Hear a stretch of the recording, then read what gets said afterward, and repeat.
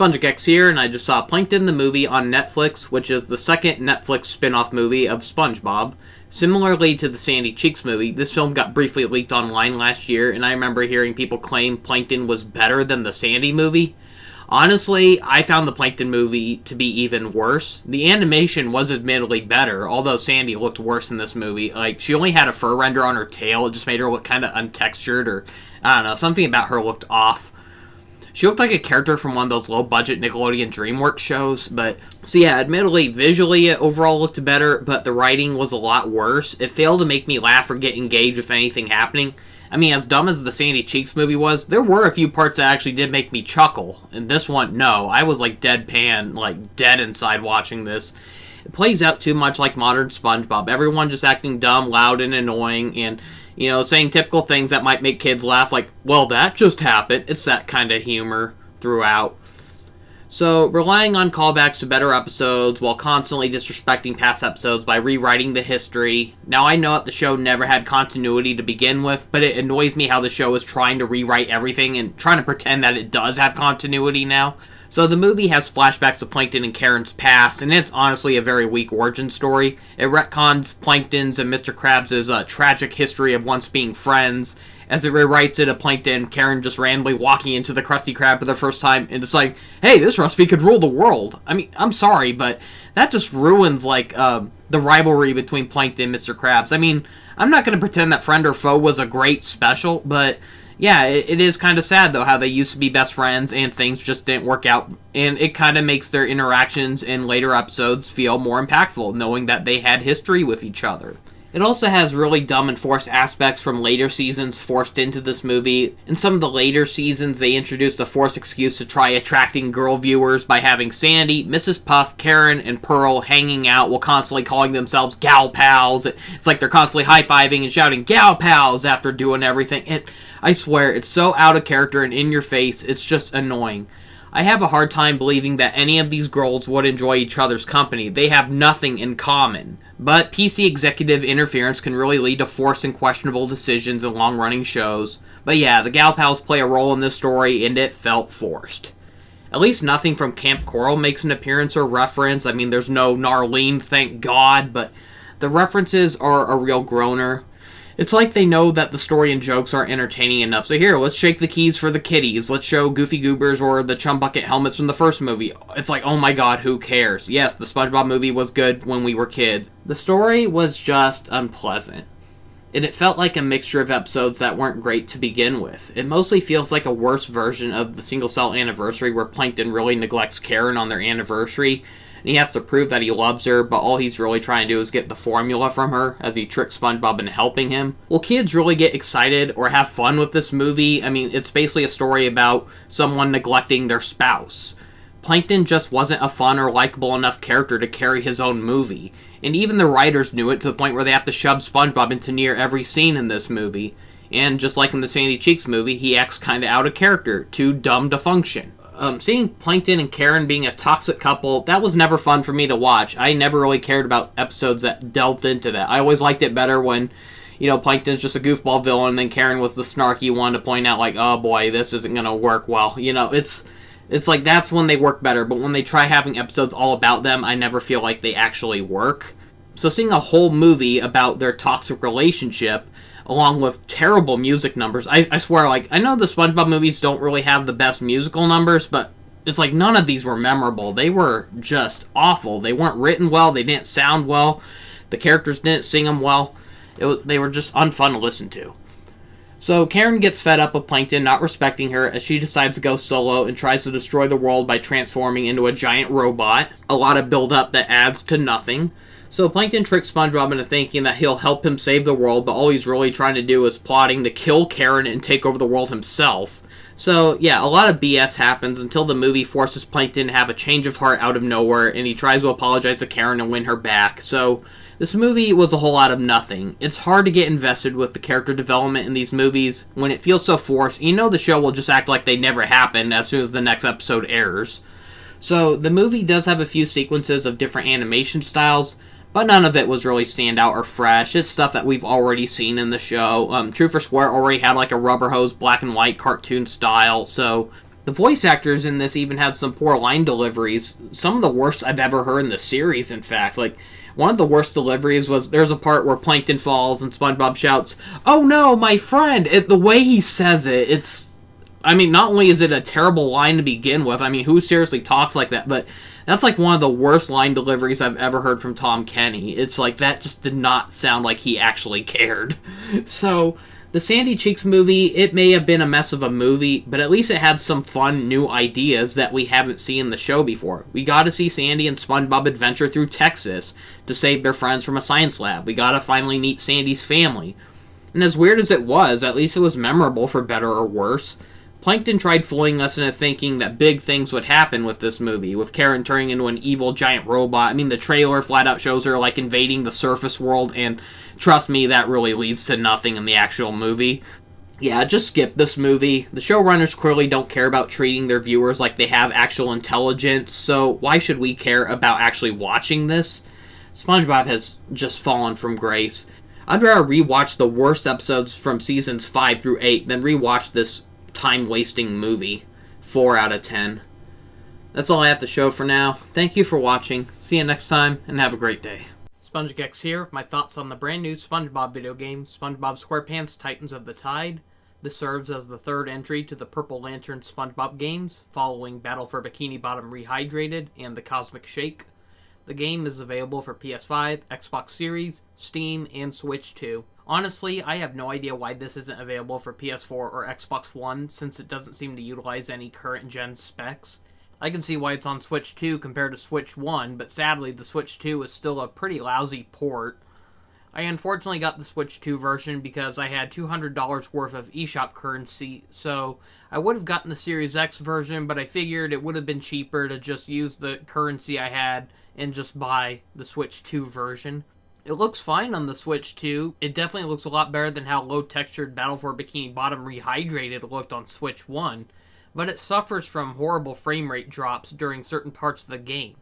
Like when I had to fight a jellyfish mini-boss in Neptune's Catacombs, and especially during the slide segments in the final level, it lagged really bad. I may not be a fan of modern SpongeBob, but the platformers by Purple Lantern were pretty good, and they still capture the charm of classic SpongeBob. So after trying the demo on Switch 2, I enjoyed it and decided to pre-order the game digitally. While the game was okay, I do consider this the weakest of the Purple Lantern trilogy. There are far worse SpongeBob games out there, but this did feel too short, repetitive, and overwhelming compared to the past two games. This borrows way too much gameplay from Cosmic Shake. SpongeBob has the exact same moveset as before. He still attacks with karate chops, he hovers with a pizza box, and he can do a Sonic-like homing attack by kicking off of balloons. He eventually gains a bubble wand ability that allows him to create homing bubbles to activate switches and trap enemies. This time, Patrick is playable again. He also has a hover ability, but instead he uses, like a little parasail that kind of pays homage to that scene in the SpongeBob movie when he's flying over the crowd naked, but he's wearing his clothes this time, depending on what costume you have him wearing, that is. While Patrick was arguably the worst character to play as in Battle for Bikini Bottom, he's surprisingly a lot more fun to play this time. There were even times where I wanted to play as him more than SpongeBob. He's less heavy when it comes to platforming. The mechanics of him lifting and throwing objects feels a lot less restrictive this time. For many of the items he carries no longer break over time, and he can now jump while carrying objects, thank goodness. Patrick can burrow underground like Bugs Bunny to tunnel under fences, save people who are stuck underground, collect buried coins, and fire himself out of geysers. He eventually gains a grappling hook, which allows him to grab objects and enemies from a distance, along with pulling down special targets to create platforms. Sadly, Sandy is once again not playable, but here's hoping that we someday get another sequel and maybe it can make her playable with a much improved moveset as well. Now, before I get started on the story, I just want to say how this game has a brilliant loading screen. It's one of the time cards we've seen used across the show, where the French narrator would say, later. So yeah, that was a really nice touch. One of the best loading screens I've ever seen in a video game. So, the story starts off pretty funny. We control SpongeBob as he gets ready to help open up the Krusty Krab for a special day where Krabby Patties are half off. Wait, what? Who are you and what have you done with the real Mr. Krabs? So, the Flying Dutchman shows up demanding food, but he ends up having to wait in a ridiculously long line. The Flying Dutchman waiting in a line of simple mortals? Unimaginable! Unthinkable! Several thinkable hours later. Right when the Dutchman is next in line, King Neptune shows up as Mr. Krabs escorts him to the front of the line.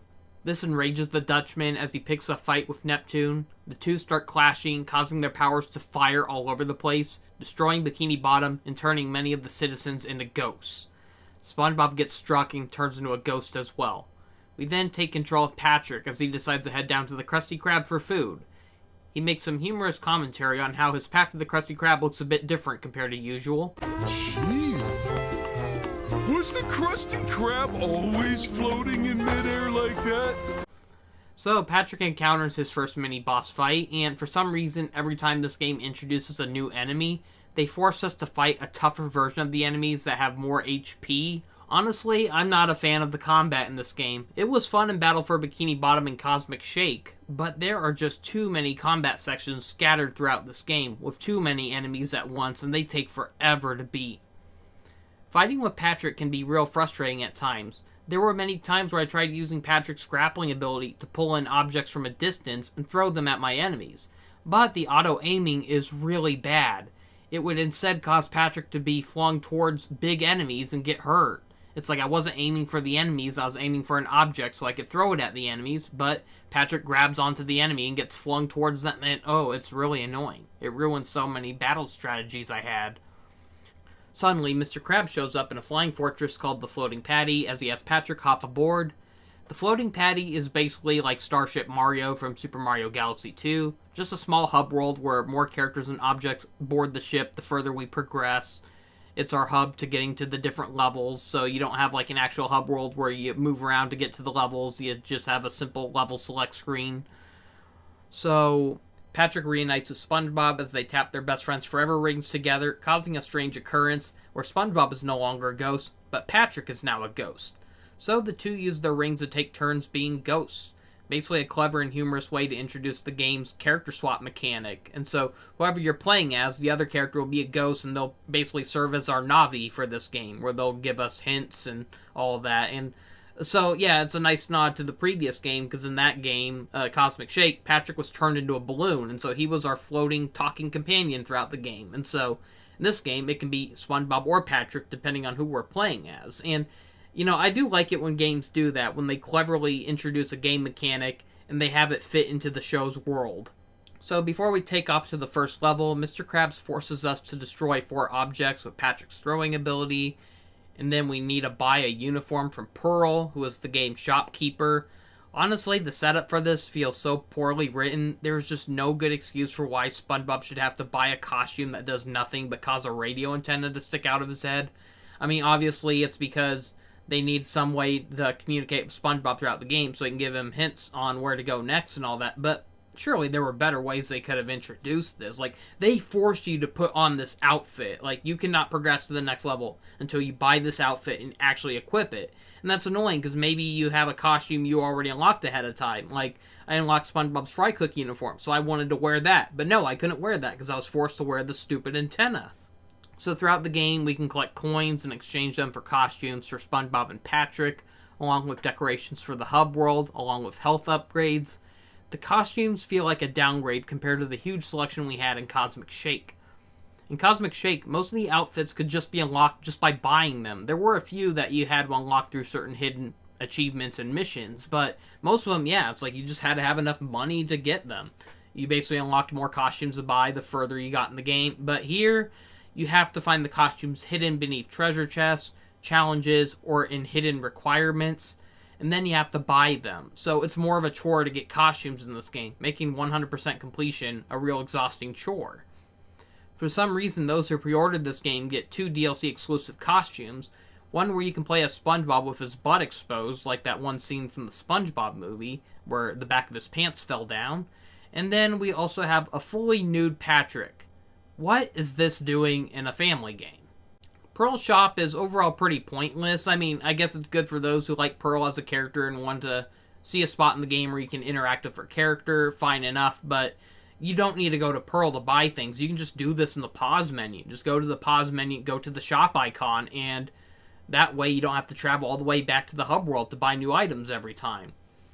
I usually do like it when games do this. Like, it's nice to have a physical way to visit certain shops, but I do like it when, instead of having to constantly go back and backtrack to a certain spot to buy the same items over and over, it's easier to just pause it and get it over with. So throughout the game, I stuck with SpongeBob in his lifeguard outfit from the Sponge Guard on Duty episode. Seeing SpongeBob constantly wearing shades and a tight swimsuit just made his interactions throughout the game funnier and sometimes even cool. There's just something so funny with him having like these cold expressions with the shades on. It just made the game a lot funnier for me.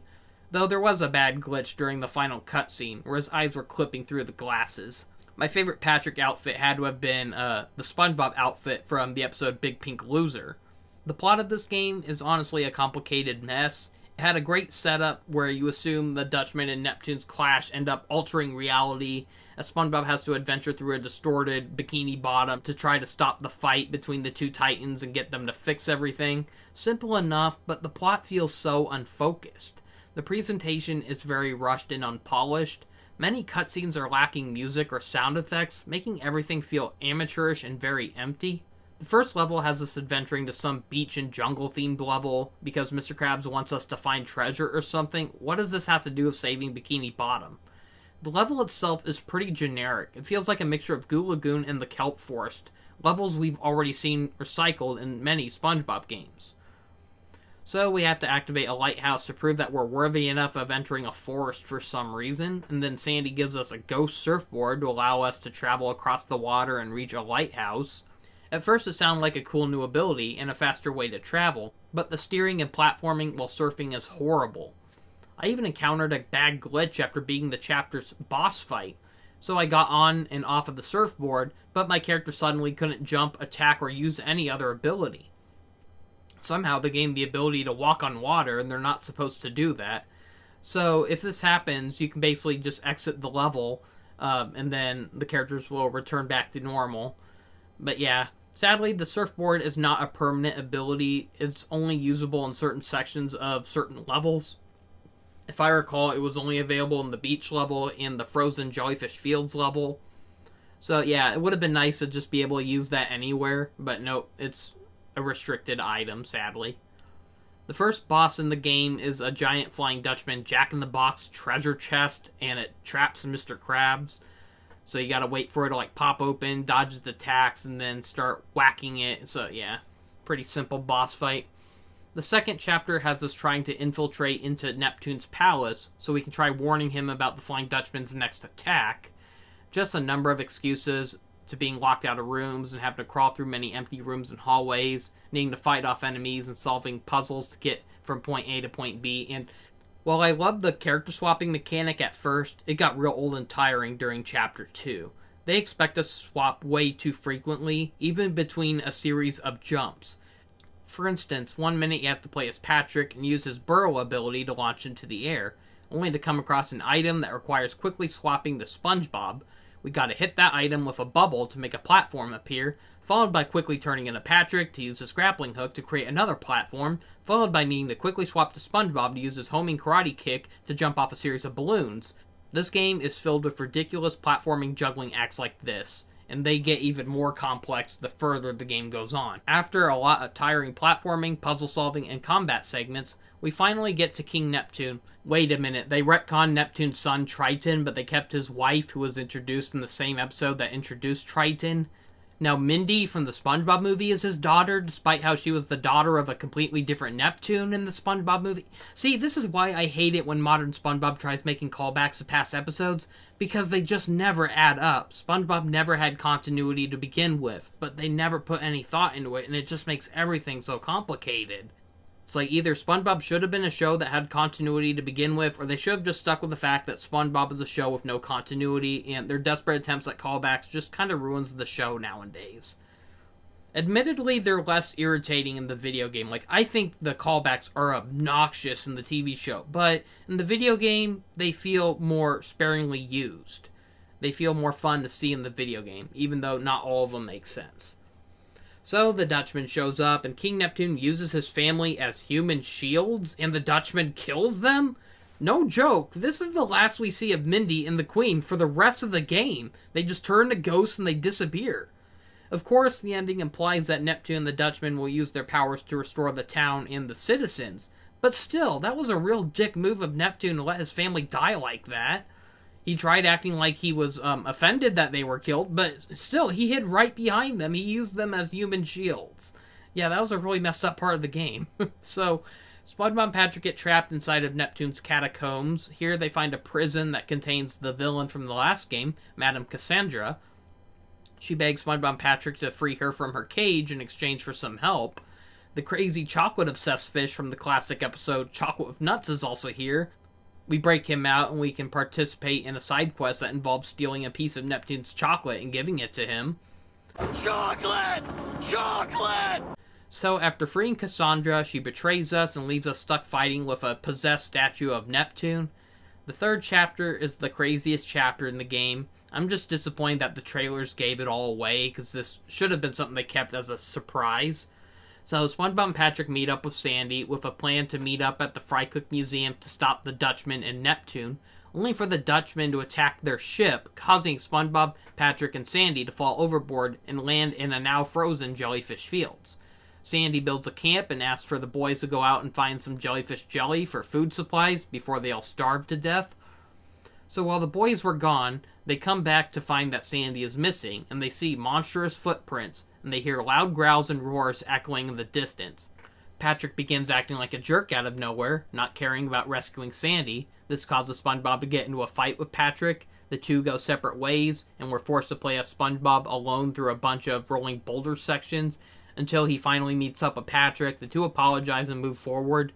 So we reach the end of the level. It feels like it's building up to a boss fight with King Jellyfish, but we find Sandy in her hibernation form from the Season 2 episode Survival of the Idiots. Admittedly, this was a crazy good idea for a boss fight, as we have to dodge her vicious claw attacks and earthquake-inducing body slams. She occasionally climbs up icicles and throws ice chunks at us. Here we need to quickly swap to Patrick, grapple the ice she throws at us, throw it back at her, and knock her off. So whenever she's left open, we just gotta rush over and keep smacking her until she snaps back into her senses, basically. And so eventually she gets knocked out as Mr. Krabs arrives with the floating patty. SpongeBob and Patrick somehow manage to haul Sandy back onto the ship, and she reverts back to normal once she warms up. And then the heroes continue on with their quest. Again, this boss fight would have been more exciting if the trailers didn't give it away. The boss fight was honestly the highlight of the game for me. It was one of the most fun boss fights in the game. As a kid, I imagined how insane it would have been to have a level based on the episode Survival of the Idiots, where we have like a giant killer Sandy on the loose and we have to play as SpongeBob and Patrick trying desperately to run away from her, and it just sounded like it could have been made for a fun, crazy challenge. So not only did we finally get something like that, but they turned it into an intense boss fight that requires a lot of dodging and waiting for the right moments to attack. The boss fight wasn't very hard, but it was still pretty intense and pretty overdramatic for what's a SpongeBob video game. This honestly gave me Kingdom Hearts boss fight vibes, especially when Sandy's eyes started glowing red. Now, I can see young kids having a real hard time with this game. I could see this boss fight kicking their butts. And I myself had to retry a few platforming and race challenges in this game. So while Hibernation Sandy was a fun boss fight, I thought the setup for it could have been a lot better. We've seen a number of episodes where Sandy is in cold temperatures, and she doesn't end up turning into a bear-like monster. That was only done for Survival of the Idiots, and it was implied in that episode that she got so big because she ate too many acorns before winter. Yet in this game, she was starving, so it makes no sense how she could end up so big. Also, how was Sandy breathing without an air helmet in this form? It would have made more sense for the Dutchman or Neptune to try stopping us from going further. They appear towards the end of the level, and then they cast a spell or curse on Sandy that turns her into a monster, causing SpongeBob and Patrick to have to knock her out until the spell wears off. A spell could have also explained why she was able to breathe underwater without a helmet. I mean, it was a cool idea, just not well thought out. It just came out of nowhere, and I felt like there were more fun and exciting ways they could have introduced this boss fight into the game. So, despite the flaws, though, it was still a fun boss fight, a fun way to end the level. Not to mention, seeing a frozen jellyfish fields was a nice way to bring back this iconic setting, and bring it back in a way we've never seen it before. So the final level was very underwhelming. We tried adventuring to the Fry Cook Museum from the episode Neptune's Spatula, for that's where the Dutchman and Neptune are fighting, so we tried getting there so we could stop the fight, but we keep getting sent through the Fly of Despair, which leads us to different sliding segments and warps us to different areas, and it's just a whole grimy mess. The sliding segments in this game are even worse than the ones from Battle for Bikini Bottom, not to mention they have even worse frame rates. So it's also worth mentioning that each level has a sliding segment, and then there's also these annoying side challenges where Larry the Lobster wants us to beat the slides under a time limit. They require retrying over and over until you find the hidden shortcuts to get through the level faster, and for me, repetition challenges are just never fun. I don't like levels where the only way to beat it is to keep playing over and over until you get good. I don't know, I'm just not a big fan of time limit challenges. Never was, never will be. They're just tiring and frustrating to me. So, eventually, SpongeBob and Patrick find and wield the golden spatula, and this allows them to one-hit KO enemies. Now, it was a fun ability to gain, but it's only usable in this level. So we reach the two Titans as they start attacking us for no reason, and I felt very confused by this part, for they flat out start working together out of nowhere to try taking us down. It leaves you wondering, wait a minute, they want to kill each other, so why are they suddenly working together to try killing two puny mortals? So, after a challenging fight that involves ducking and jumping over attacks, and then slapping the Titan's hands with the golden spatula, SpongeBob's spatula proves to be the only thing that can strike fear into the two Titans, as they cower before the spatula's might, and SpongeBob orders them to stop fighting and fix Bikini Bottom and restore the residents, and we get an abrupt ending, and that's it. So, this was sadly a very short game. It took me 18 hours to beat. Seriously, only 4 levels to explore. Granted, the worlds were pretty big and divided into many split sections and paths, but the game felt very linear. Navigating this world was confusing at times, even with a hint system where we could tap the left D-pad to have SpongeBob and Patrick show us which way to head. It acted up a lot of times, causing the characters to stand around or even head the wrong way. I missed the more open exploration from Battle for Bikini Bottom. Even Cosmic Shake's levels were better than this, and they were more linear. Battle for Bikini Bottom just had more fun worlds to explore. We had like SpongeBob's house, his friends' houses, the Krusty Krab, downtown Bikini Bottom, Jellyfish Fields, Rock Bottom, Goo Lagoon, Sand Mountain, and more. Cosmic Shake literally shook it up by having the worlds get distorted with multiverses, as we saw reimagined locations and characters based on different episodes, including Pest of the West, Dunces and Dragons, SpongeBob BC, and more. The level selection in Titans of the Tide was just very underwhelming, not only with only 4 areas to choose from, but really, we got a bigger and emptier clone of Goo Lagoon mixed with the Kelp Forest. Neptune's Palace could have been a cool idea for a level, but it's just a huge maze of different dungeons and a giant throne room. Jellyfish Fields was the only level that stood out. Admittedly, it was a big, generic, and empty snow world, but it's still cool to know that behind all that snow is Jellyfish Fields. And then the final level just felt similar to the Dutchman's Graveyard from Battle for Bikini Bottom, but more split up and had way too many slide sections and puzzle-solving moments. Again, this is not the worst SpongeBob game out there. It's okay overall, but compared to Purple Lantern's previous SpongeBob games, this one does feel very half-baked and rushed. The gameplay felt very unpolished and unresponsive at times. Luckily, the game never crashed on me, unlike the Switch version of Yooka Replay. That game crashed on me 18 times during my 100% completion playthrough. So while there are plenty of hidden items and side missions to complete, nothing in this game gives me any encouragement or excitement to try finding everything. It just feels like a thankless chore. To make matters worse, this isn't even a complete package. The game does have a low $40 price, but there's a $20 season pass for DLC that will come out periodically next year, including more costumes, more Plankton side mission challenges, and a brand new story level based on the upcoming 4th theatrical SpongeBob movie, Search for SquarePants. Again, it really shows how rushed this game was. I highly doubt that DLC will warrant its $20 price tag. I mean, look at it this way.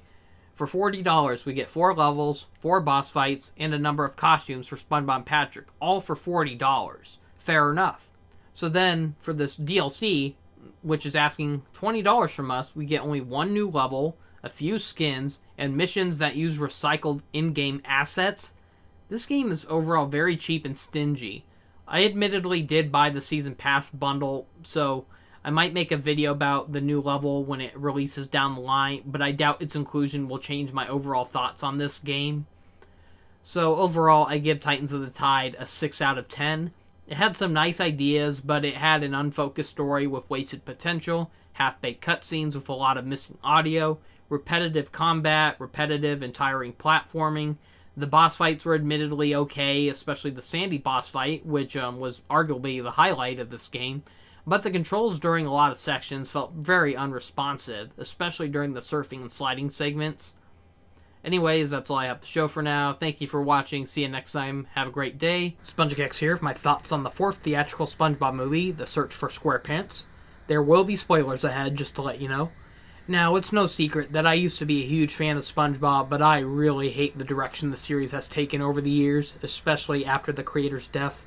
So I went into this movie with pretty low expectations, but I was surprised to see that it was reviewing better than Avatar Fire and Ash. I mean, Fire and Ash has like a 69% Rotten Tomatoes score, making it the lowest rated entry in the series.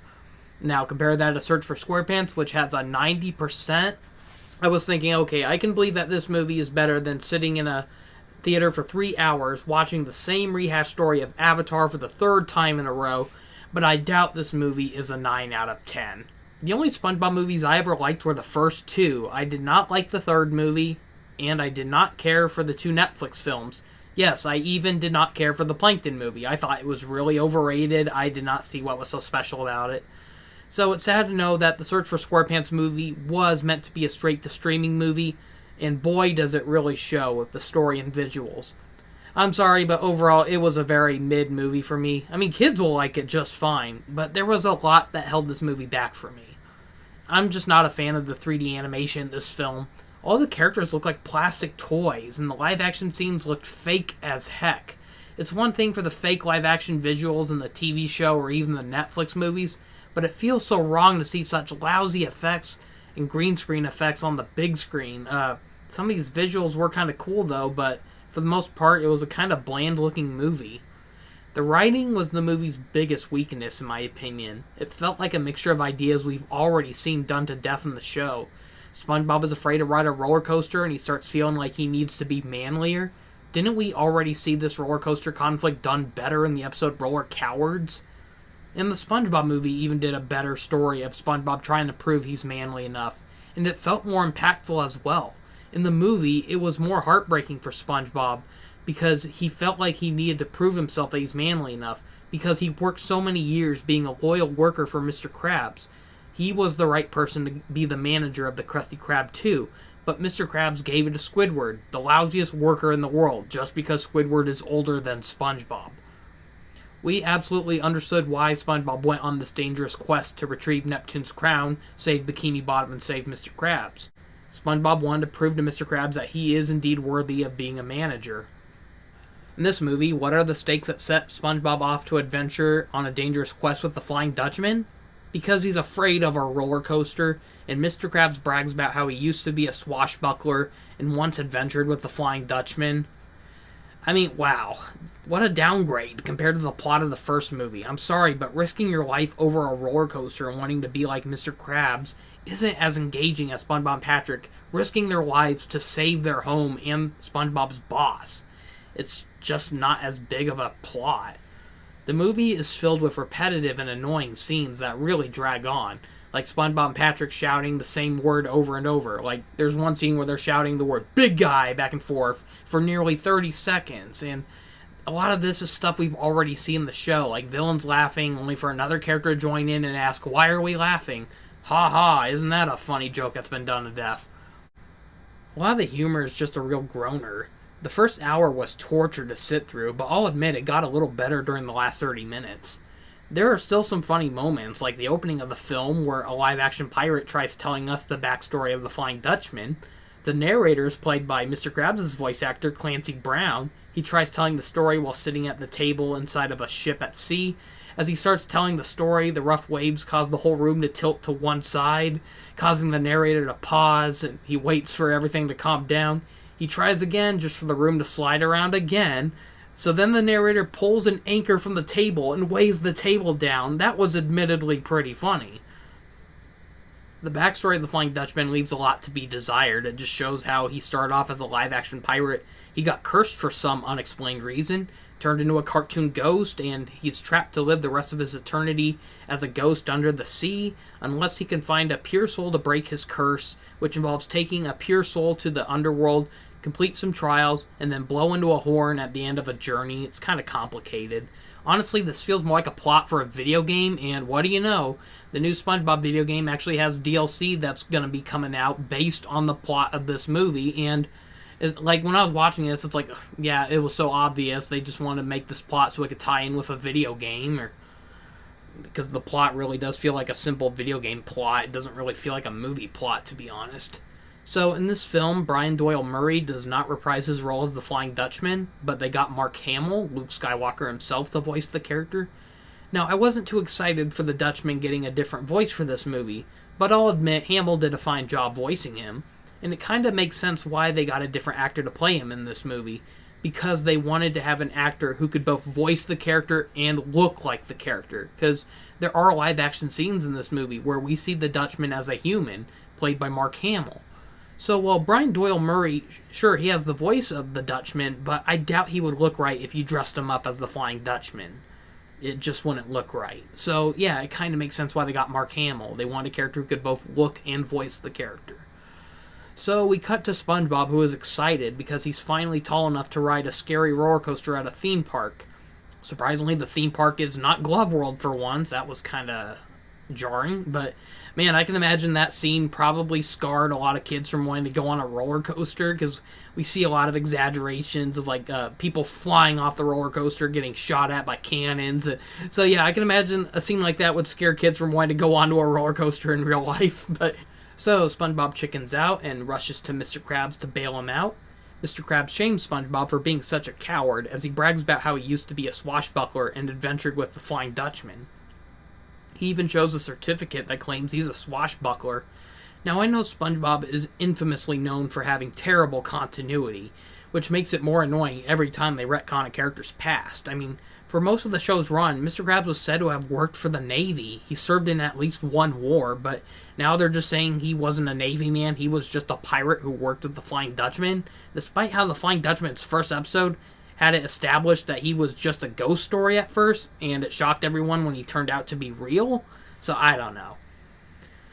SpongeBob decides he wants to be just like Mr. Krabs and prove that he's a big man. Patrick somehow gets possession of Mr. Krabs' certificate and he loses it as the wind blows it through an air vent. SpongeBob adventures through the vent and ends up in a hidden room underneath the Krusty Krab filled with old pirate gear. SpongeBob comes across the horn the Flying Dutchman needs to become human again. SpongeBob blows into it as the Dutchman arrives and offers to take SpongeBob and Patrick on his ship to the underworld as he tempts SpongeBob to go on this journey. Basically, the whole journey has them adventuring across a giant road that looks like an oversized treasure map with a bunch of X marks that they have to land on, and so SpongeBob has to complete many trials and reach the goal, where he must blow into the horn once he reaches it. SpongeBob is only motivated to do this because the Dutchman tells SpongeBob that it will make him a big guy if he does this. Sorry, but not as exciting as a motivation of compared to the first movie where he was trying to save Mr. Krabs' life and eventually his own home. So, I'm sorry, but SpongeBob just wanting to feel big just isn't as exciting as an investment for this story. Meanwhile, Mr. Krabs, Squidward, and Gary adventure off to save SpongeBob, and none of the other characters from the show really have a role at all, aside from minor appearances at the beginning and end. So, sorry Sandy fans, she's barely in this movie. She admittedly has a little more screen time compared to the first movie, but still not much. Just a few seconds more, if anything. So, she only appears in like 3 brief moments, and even Plankton, he only appeared in like 2 brief scenes, and maybe they gave them less screen time since they already got their own movies on Netflix, but it still would have been nice to see these characters get more than 2 lines, actually do something in the movie. So throughout the film, the Dutchman is annoyed with Patrick, and he fears that his stupidity is endangering SpongeBob's life. He needs SpongeBob alive to break this curse. So he eventually manipulates SpongeBob into thinking that Patrick is holding him back. He's preventing him from being a man, but the scene feels so forced. How many times have we had to see a scene where SpongeBob and Patrick break up or something? It's so stupid. So they're trying to make it feel like such an emotional and heartbreaking scene, but nothing really happens. Patrick just asks SpongeBob if he wants to blow bubbles with him. SpongeBob politely and quietly declines as he slowly tells Patrick that he thinks he's too big for blowing bubbles now, which causes Patrick to cry and run away, and then SpongeBob and the Dutchman move along without him. Does Patrick being separated from SpongeBob actually affect the plot at all? Nope. He didn't even leave SpongeBob. It's shown that he was following him the whole time, just from a further distance, so it's not like they've really split up. It's like SpongeBob just kindly declined that he doesn't want to blow bubbles anymore, and they're trying to treat it like, oh, it's such a heartbreaking betrayal. Like, there's even a part where later SpongeBob has to apologize to him, and it's like, what did he do wrong? He just felt like he was getting too old for bubbles. It's not like he snapped at Patrick and said, grow up or something, you know? He handled it in a pretty mature way. Yeah, it was sad for Patrick, because he's not used to SpongeBob turning down, you know, activities with him, but there's really no big deal to this scene. A lot of the humor really drags on, and most of the funny scenes were already given away in the trailers, so I hope you like butt jokes, characters laughing out loud, or characters repeating things loudly, because that's what most of this film's humor boils down to. There was one funny fourth wall break where it didn't really make me laugh, but it did kind of make me smile. So, during a montage where SpongeBob is completing all the trials, the Dutchman gets giddy over this because he's one step closer to finally breaking his curse. So he joins SpongeBob as they prance around, dancing like idiots while laughing maniacally. At this point, I was admittedly rolling my eyes, till suddenly the film looks like it stopped abruptly. We see a Paramount logo appear, as the narrator claims Paramount Pictures interrupts this movie for a special announcement. We cut to a realistic fish head named J.K. Fishlips, voiced by George Lopez. He poses as an executive from Paramount, and he's going on an angry rant over how the movie has completely gone bonkers.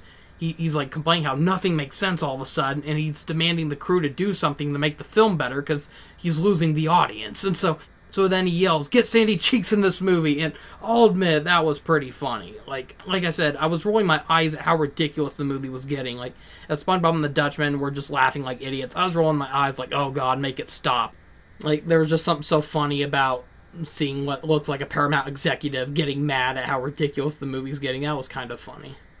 So there are a few scenes where you think something funny is going to happen, but the execution was so lackluster. For instance, there's a part where Squidward is lured in by sirens playing jazz music. Now, we've seen siren traps done to death in so many pirate-themed movies or plots, but it looked like it was going to get funny when Squidward pulls out his clarinet and starts playing badly. I mean, I was thinking his music was going to be so bad that it kills the sirens or something. Instead, the sirens just get angry, turn more monstrous, and they comically hurt Squidward by throwing him around, slamming him into the ground. That was so anticlimactic. I was chuckling as soon as Squidward pulled out his clarinet. I was like, oh god, this is going to be interesting. But my chuckling slowly turned to slow silence with the execution. It's just so anticlimactic. There's still some interesting moments, like when Mr. Krabs, Squidward, and Gary stumble upon an abandoned convenience store in the underworld after their RV breaks down. There's signs of a monster lurking in there, only for the trio to get attacked by a Cerberus. But instead of being a three-headed dog, it's a giant photorealistic seagull with three heads. That was kind of unexpected. So the biggest laugh I got in this movie is when Mr. Krabs finally catches up with SpongeBob, and he tries warning him that the Dutchman is just tricking him. So SpongeBob questions everything about what Mr. Krabs said about his adventures with the Dutchman. Mr. Krabs reveals that he lied about everything. He wasn't a swashbuckler, he was a loser fry cook.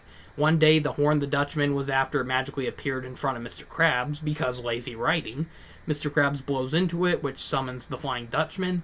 The Dutchman once took Mr. Krabs on the exact same journey as SpongeBob, except Mr. Krabs was scared of his life and abandoned ship. So it was never explained how he made it back to the surface, but he somehow escaped. SpongeBob then asked Mr. Krabs about his swashbuckler certificate, as Mr. Krabs slowly pulls it out and flips it over, revealing that the certificate is just a fake certificate backside to a Krabby Kids meal. SpongeBob freaks out and shouts, "I put my life in danger over a kids meal menu?" And I'll admit, that scene was the only scene to make me laugh out loud. It was funny enough to have the reveal be that, yeah, it was just a certificate from the backside of a kid's meal. That was funny enough, but SpongeBob's reaction just made the scene even funnier. Everything from his face to the way he shouted, like, oh, that was good. So SpongeBob goes ahead with the Dutchman and blows into the horn, causing the Dutchman to laugh maniacally as he transforms from an animated ghost back into a live-action human. They even had Mark Hamill wearing a long fake nose to match the Dutchman's cartoony design. So SpongeBob and Mr. Krabs are turned into ghosts, as the Dutchman reveals how the plan all along was to break his curse, which involved trading places with a victim. So once sunset reaches, the Dutchman will be free of his curse forever, and SpongeBob and Mr. Krabs will remain trapped as the new Flying Dutchman. So the Dutchman heads off to the surface as he goofs around on a beach with terrible fake imagery and green screen effects. So now here is where the plot holes kind of kick in. So it's revealed that Mr. Krabs was one of the Dutchman's earlier failed sacrifices in trying to break his curse, but the beginning of the film claimed that only those purest of heart can break the curse. I have a hard time believing the Dutchman really believes someone like Mr. Krabs has a pure heart. This is the same crab that nearly tore a man's arm off for a penny, and traded SpongeBob's soul for 62 cents. Mind you, both of these events happened in the exact same episode.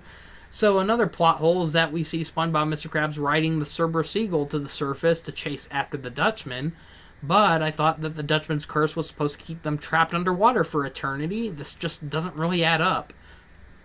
So throughout the movie, the Dutchman had a first mate named Barb, voiced by Regina Hall, who played Brenda in the Scary Movie franchise. Sorry, but she really added nothing to this movie. Like, there's nothing about her voice where it really felt like it matched with the tone of SpongeBob. It just sounded like a generic background fish, so it's kind of shocking that they actually got a celebrity to voice her. But, so, by the point the Dutchman returns to the surface, he betrays Barb by leaving her and his crew behind. And it just left me wondering, why did these fish want to go with the Dutchman anyways? They would die. It's the surface they're heading to. Aren't they aware of how dangerous the surface is, especially to sea creatures, and not to mention how dangerous humans are? So I don't know. A lot of the story just didn't really add up. So as soon as SpongeBob and Krabs reach the surface, they abandon the Cerberus Seagull for no reason, despite how that would have made capturing the Dutchman a lot easier. We do get an amusing chase scene as the Dutchman remembers that SpongeBob is afraid of roller coasters, and he gets in line to a roller coaster. SpongeBob and Mr. Krabs chase after him, but a guy in line tells them to get to the back of the line. Now, admittedly, this bit was kind of funny. I mean, they're ghosts. They can easily just float through people, phase through everyone, and reach the Dutchman faster, but they choose to wait in line like everyone else as they glare down at the Dutchman from a distance while he's pointing and laughing at them from way ahead in the line. And then we cut to the French narrator saying 30 minutes later, and yeah, that was kind of funny. They finally get onto the roller coaster to try to get the horn back and destroy it. So SpongeBob tries apologizing to Mr. Krabs for getting them into this mess, but Mr. Krabs blames himself. So throughout the movie, SpongeBob was asking, what would Mr. Krabs do? Yeah, I feel like they already did this plot kind of with the episode with the living like Larry quote. So SpongeBob was asking what would Mr. Krabs do, which would encourage him to perform brave acts, but Mr. Krabs asked SpongeBob, what would you do? SpongeBob starts doubting himself, but Mr. Krabs points out that he was a coward. Yet SpongeBob was able to do the things that Mr. Krabs was too afraid to do back then. So he once again asked SpongeBob, what would you do? Admittedly, it's a nice idea for a scene. I felt like it could have been executed better. Like, it was a nice idea, but it just felt kind of rushed and not as emotional as it could have been. So SpongeBob pulls out his bubble wand and tries blowing a bubble to capture the Dutchman's horn. We get some comical, exaggerated moments as SpongeBob and Mr. Krabs adventure across the roller coaster to try reaching the Dutchman and trap the horn with a bubble. So, another missed opportunity in this film. They should have had a moment where they make it look like SpongeBob is dramatically falling off the roller coaster as Mr. Krabs shouts no in despair, only for SpongeBob to remember, oh wait, I'm a ghost, I can fly. Like, they should have done something like that, but they didn't. So, SpongeBob blows a bubble aiming for the horn, but he misses. As they're about to go through a loop, SpongeBob notices the bubble floated towards the top of the loop, and so SpongeBob tricks the Dutchman by asking him, what was it again that happens when the sun goes down? The Dutchman shouts, it means I win, as he raises his fist in the air and shouts, I win, over and over, only for him to accidentally reach the bubble that was floating above him, and the horn gets trapped in it. So SpongeBob then blows a bubble to create a bow and an arrow, which he fires at the bubble and pops it. It then drops the horn. We get a funny fake out as the sun sets before the horn reaches the ground. As the Dutchman cheers, the sun decides to mess with him, and it reappears as the horn breaks and the Dutchman turns back into a cartoony ghost, as his crew gets payback on him for deserting them, and they make him do kitchen work. So everyone reunites at the Krusty Krab, as Mr. Krabs gives SpongeBob a Swashbuckler Award, which SpongeBob shares with Patrick. SpongeBob then gives an emotional speech to both Patrick and Mr. Krabs, saying how important they are to him. Everyone in the Krusty Krab joins Mr. Krabs in hugging SpongeBob, and then SpongeBob realizes they forgot something, and it cuts back to Squidward still trapped in the underworld as he's driving Mr. Krabs' RV trying to get back to the surface. He then says, "I can't believe everyone left without me." So, yeah, I can imagine there's going to be a lot of whiny Squidward fans who complain about this ending.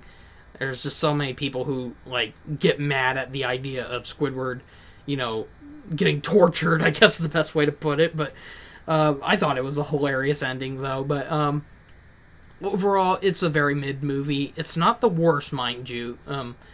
It's arguably the third best movie after the first two theatrical films, but its humor and story overall just weren't my thing. They felt like lesser versions of movies we've already seen, episodes we've already seen, and the last 30 minutes when Mr. Krabs finally reaches SpongeBob is where the movie starts getting a little more amusing, but it still doesn't make up for how tiring and exhausting the movie got at times. Surprisingly, I was the only one who showed up to this movie. Kind of relieving, to be honest, because I can imagine this would be a very annoying movie to sit through in a room full of loud, laughing children. So I wasn't too impressed with the movie, but I can at least acknowledge that kids will probably love it. There are many movies I've watched where I question how can kids even like this movie, but I didn't feel that way about this one. This feels like a movie kids will appreciate, but I can't guarantee that parents or adults will enjoy it that much. I don't think the movie is a 9 out of 10 like Rotten Tomatoes claims it is. I'd at least give it a 6 out of 10. It's a serviceable kids movie, but there's better SpongeBob movies out there, and there's better family movies altogether. So, yeah, sorry if my voice is sounding a little weak. I've had kind of a stuffy throat since I woke up this morning, so sorry if it sounds a little weird. But, so before the movie started, there was a short film about the Teenage Mutant Ninja Turtles being a Christmas special that takes place after the events of the movie Mutant Mayhem. I admittedly was not a big fan of Mutant Mayhem. I just found the humor too meta and cringy. I found the turtles annoying, and I thought the lack of action was underwhelming. That being said, I did find the short Chrome Alone 2 Lost in New Jersey more amusing. It didn't make me laugh out loud or anything, but it has a few amusing moments that gave me a small smile. So, the story involves the Turtles looking for a Christmas gift for their father, Master Splinter. They get mad over seeing bootleg toys of themselves being sold in stores, along with a terrible toy commercial to go with them. So they sneak into the place where the toys are being made, and they find out that the mastermind behind these toys is an AI robot named Chrome Dome. When the Turtles ask Chrome Dome why he's doing this, he lays out a ridiculously long backstory that's just full of constant references to other movies and shows. We've got parodies of backstories from Spider-Man, the ending to The Lion King, the Eye of Sauron from Lord of the Rings, even handsome Squidward from SpongeBob briefly shows up at one point. So, Chrome Dome's long backstory makes no sense and doesn't explain anything, as the Turtles point out how his backstory just sounds like worst combinations of every backstory shared at a Comic-Con. So, a little into Chrome Dome's backstory, and I was starting to think, let me guess, this is making fun of how ridiculous and lousy AI is, and yeah, that's the whole point of this short. The Turtles realize he's AI, all he knows how to do is lazily copy off of others. So they start hitting themselves, causing Chrome Dome to kill himself with his own parts. Leo even tucks into his shell, causing Chrome Dome to implode since he's not physically capable of tucking in his limbs. The Turtles even ask Leo, how is he doing that? And I'll admit, that was kind of funny to see. I mean, so many decades of Ninja Turtles, and I don't think once did any of them tuck into their shell. So yeah, that was kind of funny. So the short ends with the Turtles returning home, deciding they'll just give Splinter an ugly mug that Mikey made for him. They notice that Splinter fell asleep while wrapping gifts that he bought for them. They decide to be naughty and take a peek at what he got them, and they're horrified to see that he bought them copies of their bootleg figures. After a long pause, the Turtles agree that they'll accept the gifts, but sometime after they open them, they'll burn them later. And so, yeah, during the credits, we get a new rendition of the song Gotta Get a Gift for Splinter from that cringy live-action Turtles Christmas VHS special, and overall, the short, it didn't make me laugh a whole lot, but honestly, I've been spoiled with meta humor on how pathetic AI is, so none of these jokes really felt new or original to me. They felt like stuff I've already seen or heard, but they were well executed, I'll admit. It didn't make me roll my eyes, at least. Like Mutant Mayhem, that made me roll my eyes so many times, so I did enjoy this short a lot better than Mutant Mayhem. I give it a 7 out of 10. And that's really all I have to say about both the movie and the short. It's not terrible, but it's not really my thing, but I'm not going to deny that kids will probably love it. So, If you think you might like it, go ahead. But otherwise, this really did feel like it was meant to be a straight-to-streaming movie, and it's not shocking to find out, yeah, it was supposed to be a Mr. Krabs movie. So, anyways, that's all I have to show for now. Thank you for watching, and happy holidays. Hello, SpongeX here with another video game review, and today we're going to look at SpongeBob SquarePants The Cosmic Shake, a spiritual successor to Battle for Bikini Bottom, made by the same team who remade Battle for Bikini Bottom back in 2020, and wow, a new licensed SpongeBob game that's actually good? I mean, it's no doubt that while there are a few pieces of gold in SpongeBob's gaming career, with the most praise being the home console ports of Battle for Bikini Bottom or the movie video game, SpongeBob has had a lot of lousy video game tie-ins over the years, and, there once was a time where they were just, milking out all these, and so you don't see SpongeBob games as often as you used to, and so the fact we finally got another one since, the remake of Battle for Bikini Bottom, and it just goes to show how good Battle for Bikini Bottom's formula was.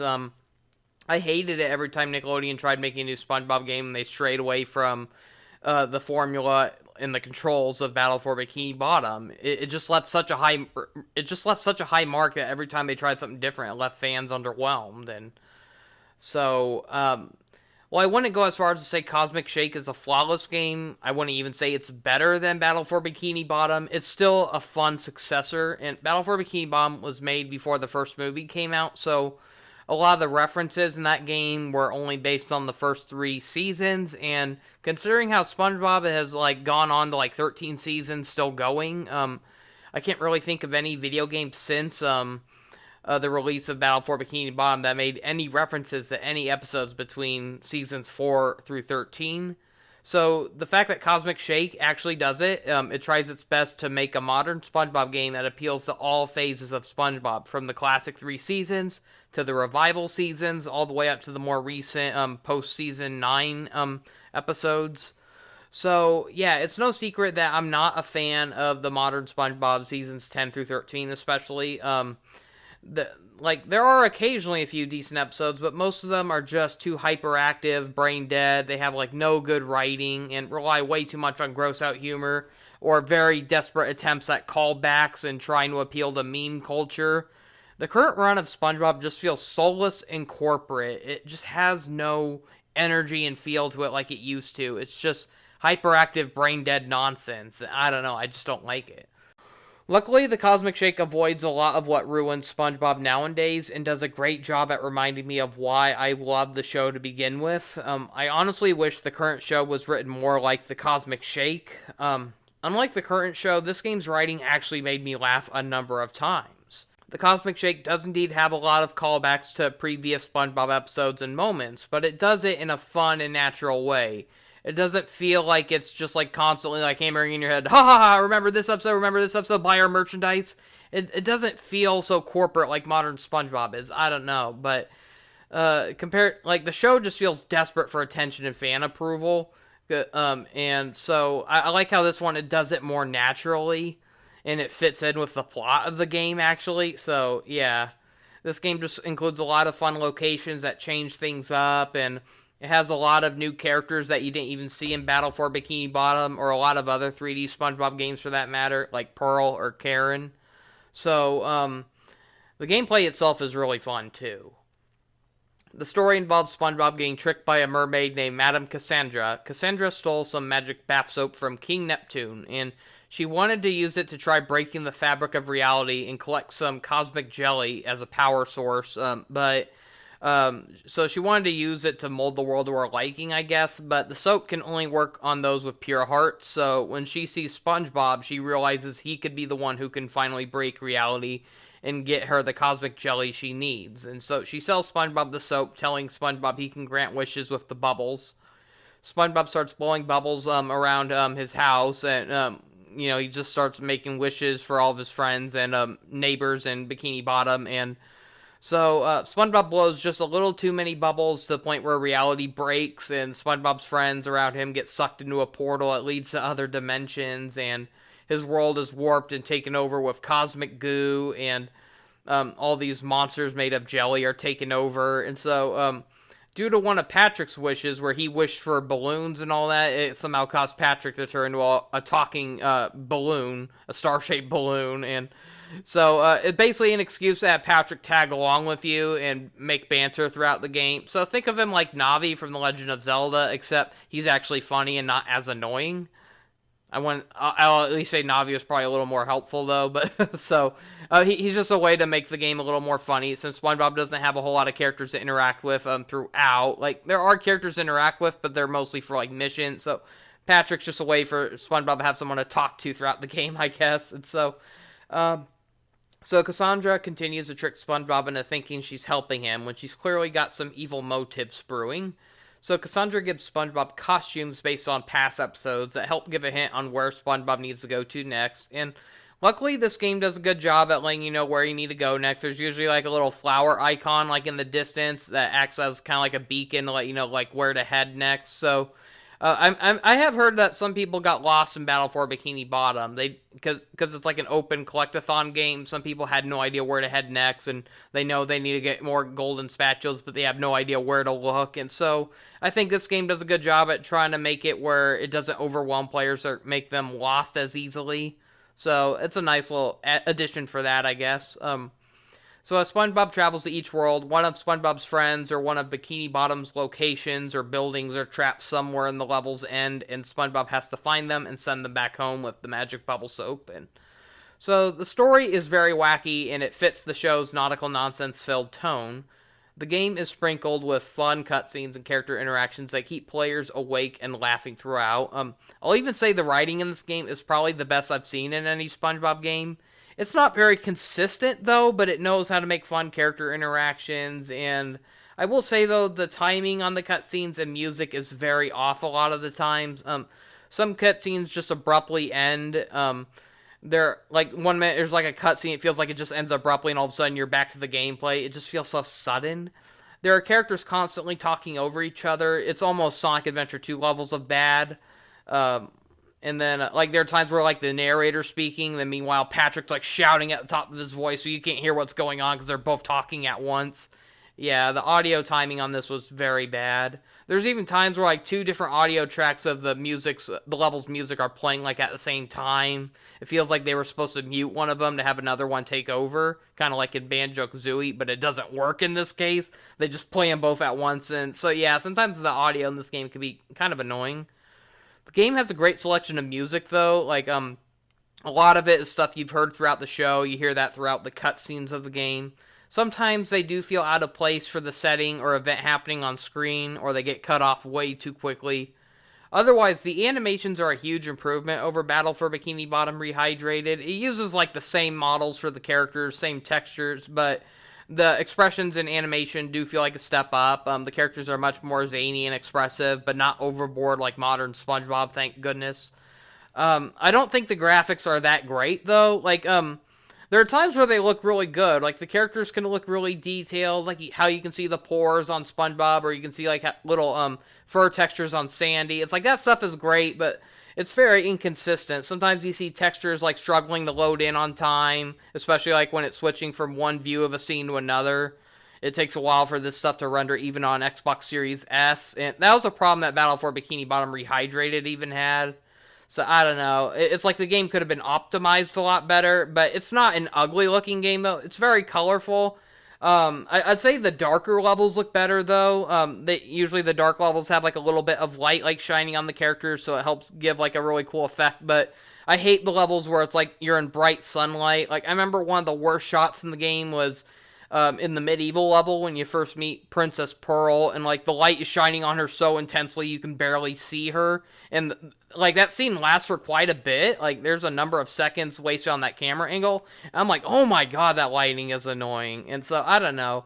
I kind of miss, like, the simplistic lighting you got in old GameCube games or something. I kind of wish to see, like, improved versions of those instead of this simulated, realistic, Unreal-like lighting you see in most every games nowadays. It just looks so distracting. I hate all this, like, lens flare and, like, burning sunlight you get reflecting off characters. It just, you know, I like games where you can take a screenshot and you can actually make out what the characters look like, and you can barely do that in a lot of modern games because of the intense sunlight throughout, and I kind of wish I could find a good compromise of realistic but exaggerated, or not so intense lighting, you know. I really miss the simplicity of GameCube lighting, to be honest. But The gameplay is very similar to Battle for Bikini Bottom, but with a lot of changes and additions and some removals. Unfortunately, SpongeBob is the only playable character this time, so you don't get to play as Sandy or Patrick anymore, or any new characters for that matter. Very unfortunate. SpongeBob's moveset has been drastically improved to try implementing a few of Sandy and Patrick's abilities. Mostly Sandy's, I'd say, because in Battle for Bikini Bottom, Sandy had a lasso, which allowed her to hover and swing across certain floating objects. So, SpongeBob early on in the game gets the ability to hover through the air using a Krusty Krab pizza box. A fun reference to the scene in the pizza delivery episode where he used the pizza as a parachute. But that's the thing, he used the pizza as a parachute. And so, it feels kind of lazy here, how it feels like they meant to do that, but they got too lazy and just had it where he's floating around with just the pizza box as a glider. You should have saw an animation of, like, the pizza spouting out and poofing like a parachute, you know? So, it does feel kind of awkward to see SpongeBob floating around with an empty pizza box. And SpongeBob also randomly gets an ability to have what I'd call a literal hook shot, where there are some fisherman hooks that are floating through the air, and SpongeBob all of a sudden has like a rope that he can use to latch onto it and swing across. It's much faster than Sandy's swinging from Battle for Bikini Bottom Rehydrated even. So, yeah, it's a way to have him like swing around. And he also gets an airborne karate kick attack that works very similarly to Sonic's homing attack in many of the 3D Sonic games. With this, SpongeBob is allowed to kick off of enemies, kick off balloons, and even wall jump on certain surfaces. And a really cool ability. I wish it was a little more rapid. It's a lot slower pace compared to Sonic's homing attack. So like you can't just rapidly press it and do like a chain of it. You do it slowly, but it's still a really cool ability. It's like, wow, I wish this was in Battle for Bikini Bottom even. And it was definitely my favorite new ability in the game. Now, comparing Patrick's abilities from Battle for Bikini Bottom, Patrick was able to pick up objects and throw them to hurt enemies or activate switches, even create stacks of platforms for a limited time. And in this game, the throwing mechanic is somewhat still here, but not quite to the extent that it was in Battle for Bikini Bottom. It's less repetitive, it's no longer used for combat or hurting enemies, and it's barely used in the game for that matter. There were only like 2 mini games where I recall SpongeBob being able to pick up things and throw them on a certain spots. Like one of them, you had to like put all these pieces of cake on a table while avoiding a witch who's chasing after it. Yeah, really random, I know. And then another one, you had to clean up Bikini Bottom because Plankton apparently framed SpongeBob for littering around the place. So you're forced to pick up all these trash and recyclables, and you have to put them in their respective place under a time limit. I don't know why there was a time limit for that part. There was really no need for that, but so otherwise, you can't carry items to use as platforms anymore, but I'm honestly really thankful for this implication. I thought that was one reason why Patrick's gameplay was my least favorite in Battle for Bikini Bottom. I was sick of all the puzzles that relied on carrying and throwing things or placing things on certain sensors, and it got very tiring and very repetitive, so thank goodness they cut most of that out. SpongeBob's controls are very similar to Battle for Bikini Bottom Rehydrated. He even reuses like the same idle animations, and his controls and jumping is very similar. But most of his abilities are different this time around. It's like the only ability he has that retains the same maneuverability from the first one, aside from jumping and walking, is his Bubble Wand spin attack. He still has a ground pound, but it acts more like a butt stomp, and it's much faster than the sluggish one he had in Battle for Bikini Bottom. SpongeBob's uppercut helmet attack is unfortunately gone, but there aren't many airborne enemies this time around, so you really don't need an attack to attack enemies directly above you anymore. I still kind of miss the uppercut from the movie video game, though, and the most sorely missed abilities are the Bubble Bowl and Bubble Missile attacks. And they do have, like, one ability that's kind of like a replacement for both of them, and it just doesn't make up for it. So, SpongeBob gets an ability where he can basically throw a bubble ball from a bubble wand. I think it's called the Bubble Throw ability, and it's a very slow attack. It only homes in on switches. It doesn't home in on enemies, and the aiming for it is pretty bad when it comes to trying to lock on to one out of many particular like, I remember how in Glove World there's a part where you had to do, like, a target practice mini game, and the aiming on that was really bad. It's very useless in combat. It's only used to trap enemies, but it's like you can easily defeat enemies without needing to trap them. So it just feels like a useless ability. Now, I know that the Bubble Bowl was pretty wonky in Battle for Bikini Bottom. It didn't have very good controls or collision physics, but I still would have loved to have seen a revised improvement of that ability, one that works better. And the Bubble Torpedo is really missed in this game. I miss being able to just like launch that in first person and guide it to blow up on things, and can't do that anymore. It's such a shame. SpongeBob no longer has the Sponge Ball ability where you could roll up into a ball and compete in like little time challenges or physics-based puzzles. And to be fair, the physics during those parts were very wonky, so I don't really miss that. I already mentioned how I thought the karate kick and literal hookshot abilities were great, but I kind of wish those were just abilities that were added to the moves we already had in Battle for Bikini Bottom instead of replacing a lot of those abilities. The pizza glide ability is a neat idea, but it messes up a lot of jumps I meant to do, because it's triggered as long as you're holding the jump button. Usually in a game like this, you'd have to at least double jump and hold it to trigger a glide, but no, even if you single jump and hold the jump button, it causes SpongeBob to glide. So there are times where I'm trying to get SpongeBob to jump a little higher instead of doing like a short jump, but I accidentally hold the button too long, so he pulls off a glide, and the glide forces him to move forward a little bit, even if you're not holding onto the control stick. So yeah, it takes a lot of getting used to. The game doesn't have the best use of drop shadows either, so sometimes trying to glide on the little tiny platforms is a lot trickier than it should be. It's not the worst gliding or platforming I've ever seen in a game, but there's definitely better out there. I'll say Sandy's platforming and hovering in Battle for Bikini Bottom was so much better in comparison. I don't feel like the gliding in this has very good range either. It feels like SpongeBob's like a lower, like he's dropping way too fast. Where I liked how Sandy's allowed her to stay like high up in the air for as long as she could until it wore out at least. But SpongeBob's, it starts wearing out like way too fast.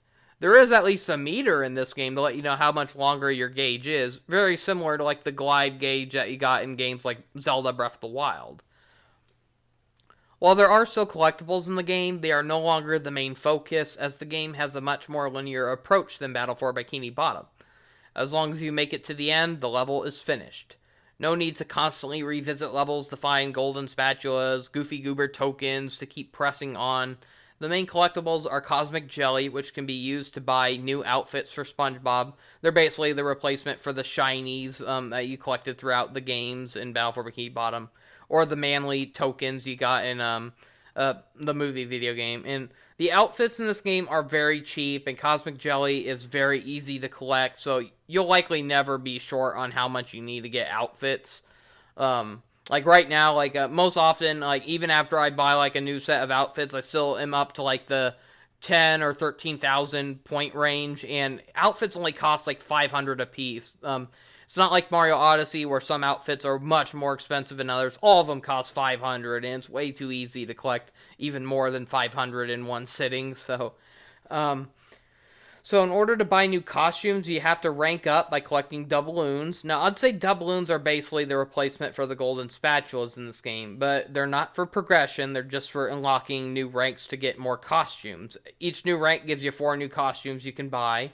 And I think I'm currently down to the final ranking. I need to collect like either 14 or 18 doubloons to collect the final rank of costumes. But so some of these doubloons are hidden really well in levels, and others just require later abilities or side missions. And most of the unlockables and side missions are just post-game content to repeat levels for more collectibles, get more costumes. They are really repetitive. It's like, for instance, after you save a certain character from a level, say like Mr. Krabs, he'll say, oh, he lost all of his pennies, can you help find him? So so you revisit these levels, and they'll trigger new events where SpongeBob will say like, hey, maybe I'll find Mr. Krabs' pennies here, or let's say Squidward needs some kind of soda to get his voice back, and so he goes to the Western level and says, maybe I'll be able to find something to thirst Squidward's whistle or something, you know. And so, yeah, basically an excuse to go back and find more items, and then once you return those items to the characters back in the hub world, they'll give you a doubloon. So, yeah, it is pretty repetitive,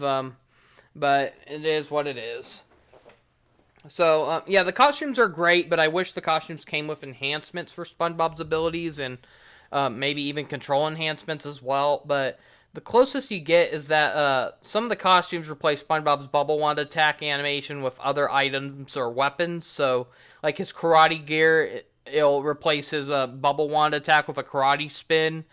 Otherwise, it has like the same attack speed, the same amount of damage. It's just a nice little reskin of it, basically. So, yeah, and if you pre-ordered the game, you get 7 exclusive costumes, and I'm not sure if there's any way to get this if you didn't pre-order it. It is a shame if there's no way to actually buy this separately, but, so the costumes you get one that turns SpongeBob into a jelly monster, like the villains in the game. You get the Band Geek outfit, Primitive SpongeBob, Mermaid Man, SpongeBob, Dried Up SpongeBob, and, a miniature skin of the robot SpongeBob boss fight from Battle for Bikini Bottom. So, I hope down the line this game gets more costume DLC. A few more levels wouldn't hurt either. This game arguably has less levels than Battle for Bikini Bottom. But the levels aren't bad, though. Like, most of them last about an hour. But the game starts off really slow. Like, there's barely anything to do at first. SpongeBob can only move and jump. And I honestly wish there was a way for him to move a little faster, but there really isn't. But, so as the tutorial progresses, he starts learning other abilities like hovering and attacking, which makes the gameplay a lot more fun.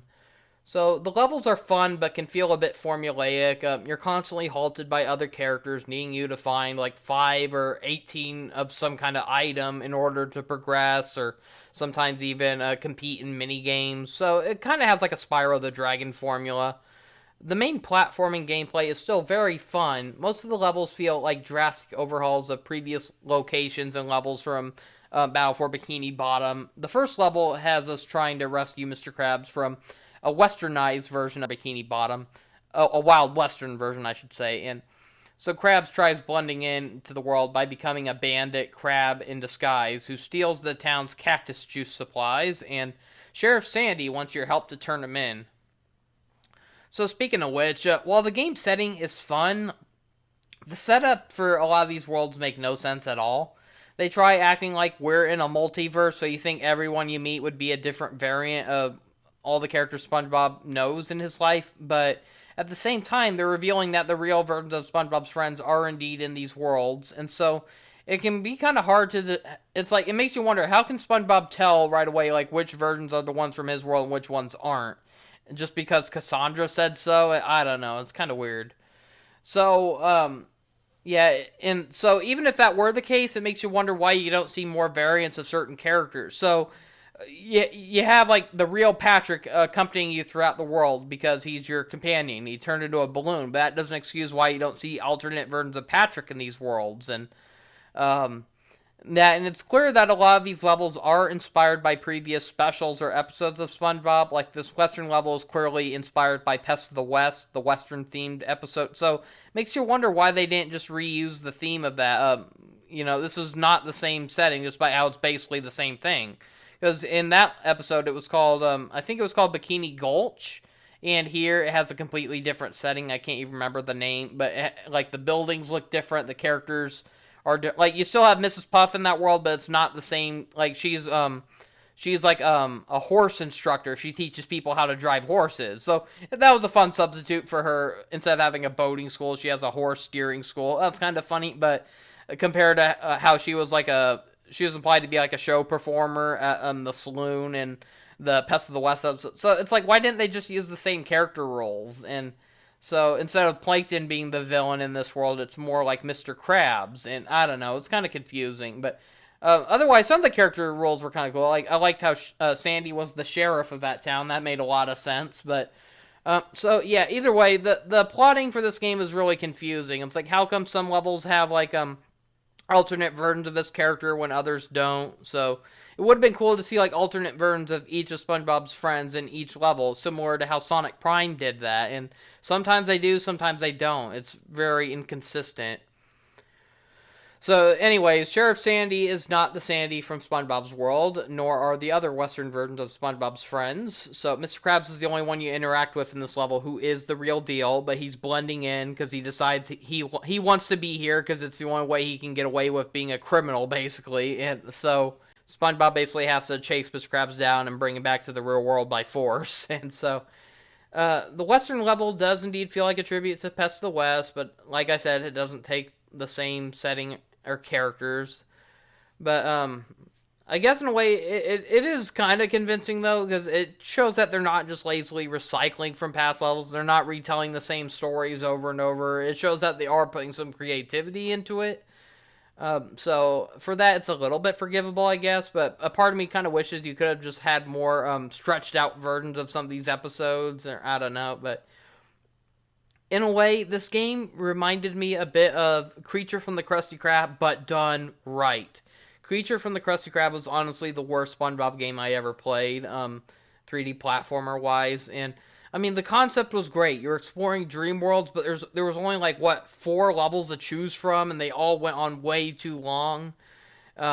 It wasted its potential of very bland and repetitive levels and gameplay, and, yeah, it just drags on forever. This game just does a much better job at placing the characters you know and love and placing them in familiar but new locations with very bizarre twists and turns and a lot of nostalgia throughout. And this was a much better Creature from the Krusty Krab than that game was, you know. But so overall, this level was a fun intro to the game. You even get a ride mystery, the Seahorse. Riding seahorses plays very similarly to the sliding segments from Battle for Bikini Bottom, but more on rail.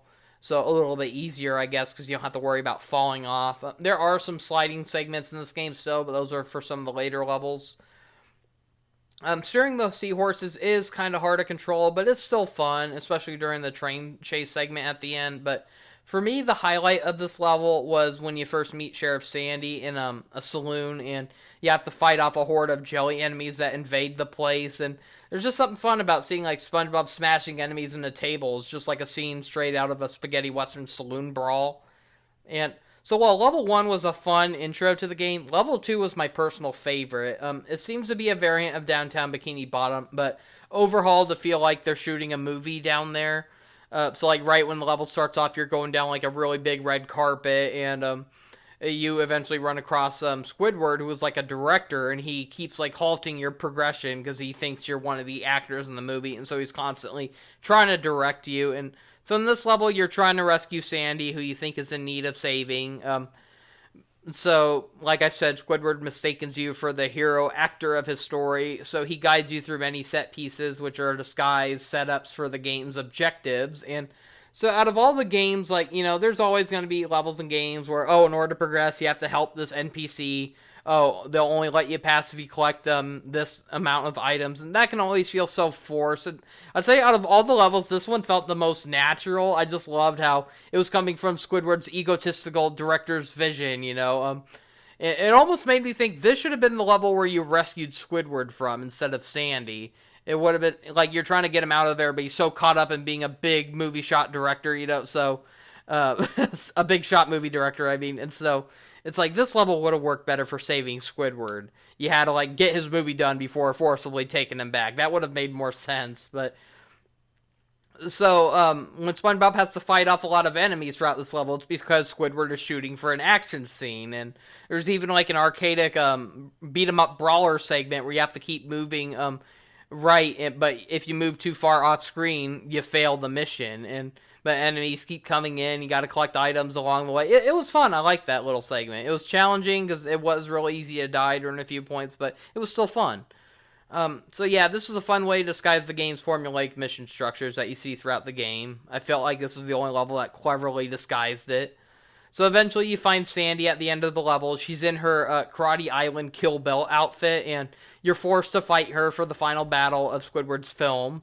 Now, the setup was really cool. I was really looking forward to this part. It's like, oh my god, I've always wanted to see a video game where you actually gotta control SpongeBob and Sandy doing an actual karate match. Like, they always tease you in these games. Like, I remember all the way back to Revenge of the Flying Dutchman, like when Sandy challenged you to a karate match, but instead you're just doing a mini game where you had to smash the most objects. It's like, come on, let us actually have a moment where you actually have to fight her. Like, you actually have to use dodge abilities and time things right, and you never get that. You don't get like a quick hack and slash like gameplay of SpongeBob and Sandy karate chopping. I wish we could finally get that. And so I was really hoping this would be the game to finally do it, and I hate to break it to you, but nope, it's really more of the same kind of boss fights you see throughout Battle for Bikini Bottom or this. Mostly, you gotta keep dodging attacks, wait for them to expose a weakness, and attack them before the weakness recovers. So, yeah, it's just more of the same. Some of these boss fights feel less like boss fights and more like mini games or platforming combat challenges. So, yeah. I just wish it was a plain one-on-one karate match against Sandy. That being said, though, Sandy's boss fight was still the most memorable one in the game. It was one of the most bizarre ones. She kept fighting around, she kept running around in, like, a giant, basically a giant boat steering wheel. But, it had, like, spikes on it, and so she's running on it like a hamster wheel and trying to run you over, and you have to try tricking her into running over TNT dynamites, and then there's like a part where she flips it over to act like a giant flying saucer kind, and she's just trying to ram you over with it. And it took me a while to figure out how to dodge that, but it turns out you just had to use the new dodge roll ability. Yeah, I forgot to mention there's a dodge roll ability now. It's barely needed though, but it's still pretty helpful for if you feel like there's too much coming at you at once and you need an extra boost to get out of the way. Yeah, it's helpful for that at least. But and then there's a part where she sends like a troop of bodyguards after you, and they're just like running in like a wall formation, and their attacks can be pretty hard to dodge as well, mainly due to how bad the camera angle is during that part. But otherwise, this was still the most standout boss fight for me. I just loved how crazy and fun it was, and I really wish it was just a plain martial arts match of SpongeBob versus Sandy. Very missed opportunity there, but still one of the best boss fights in the game. So after rescuing Sandy, SpongeBob leaves to find his pineapple house. He finds out it's trapped in a pirate-themed variant of Goo Lagoon, where he rescues Larry the Lobster and teams up with the Flying Dutchman to get his socks and his ship back from the evil Prawn. So yeah, Prawn was an obscure villain who was introduced in Battle for Bikini Bottom. I didn't care much for this level. It just felt like a typical pirate-themed level with nothing new added to it. There were a lot of repetitive moments. Like, I especially hated it how every time you found one of the Dutchman's socks, you had to haul it up on a boat like a sail, and you had to keep button mashing to do it. That was kind of tiring, but luckily, when revisiting these levels, I don't think you have to do that stuff again. So, a lot of this, like, slow stuff, a lot of the slower moments in the main gameplay is skippable once it comes to replaying the level, thank goodness, but I did love how Prawn fought by firing explosive pie bombs. It was a nice reference to the Dying for Pie episode. Now, the rock bottom level was fantastic. I didn't care for this level in Battle for Bikini Bottom, but what they did to redesign it in Cosmic Shake was fantastic. They turned it into a Halloween level, and so, like, the beginning of the level is very similar to the one in Battle for Bikini Bottom. Battle for Bikini Bottom was really annoying. It had it had like those stupid enemies where you had to sneak past them by tippy-toeing, and it was really easy to accidentally slip up during that. And then there were a lot of flimsy platformings where you had to tiptoe to get across them, and it was just a real sluggish level. And again, this level is mostly a stealth-based level, but it's more fun. It's less, less tight and flimsy platforming, and they're like these anglerfish enemies, and you have to sneak up behind them, and once you get close enough to them, you can scare them to defeat them. So that was cool. That was so much better than those stupid sleeping enemies where once you wake them up, they start firing lasers at you, and I don't know. I thought this level was just a more forgiving and fun version of stealth. But this level feels, it's just packed with Halloween-themed episodes. You've got references to, the Scaredy Pants episode, I Was a Teenage Gary, and so, by default, SpongeBob is dressed in his flower costume from the stop-motion Halloween special, but it's got a trick-or-treating, Halloween theme makeover, just like in Scaredy Pants, except now in Rock Bottom. And, there's some fun cameos here, too. You even meet Tom, the crazy chocolate fish, from, the Chocolate with Nuts episode, and So, like, there's a part where you're forced to go trick-or-treating because you have to get an entry fee in order to compete in a snail race or something. And so while you're going trick-or-treating, eventually you come across Tom, the crazy chocolate guy. I thought that was kind of funny. And so SpongeBob even gets turned into a snail at one point when he has to compete in the snail race. And so it's basically a challenge where you have to button mash for SpongeBob to slowly crawl up like all these slopes while dodging stuff. So it's a funny little challenge. But so in this level, SpongeBob is searching for Gary and is convinced that a monster took him. But once you make it to the Rock Bottom Museum, so yeah, I was surprised that location returned. That was exclusive to Battle for Bikini Bottom's version of, Rock Bottom. So the fact they brought that back, but it had a complete makeover because all the paintings were taken down and replaced with pictures of Gary from actual episodes of the show.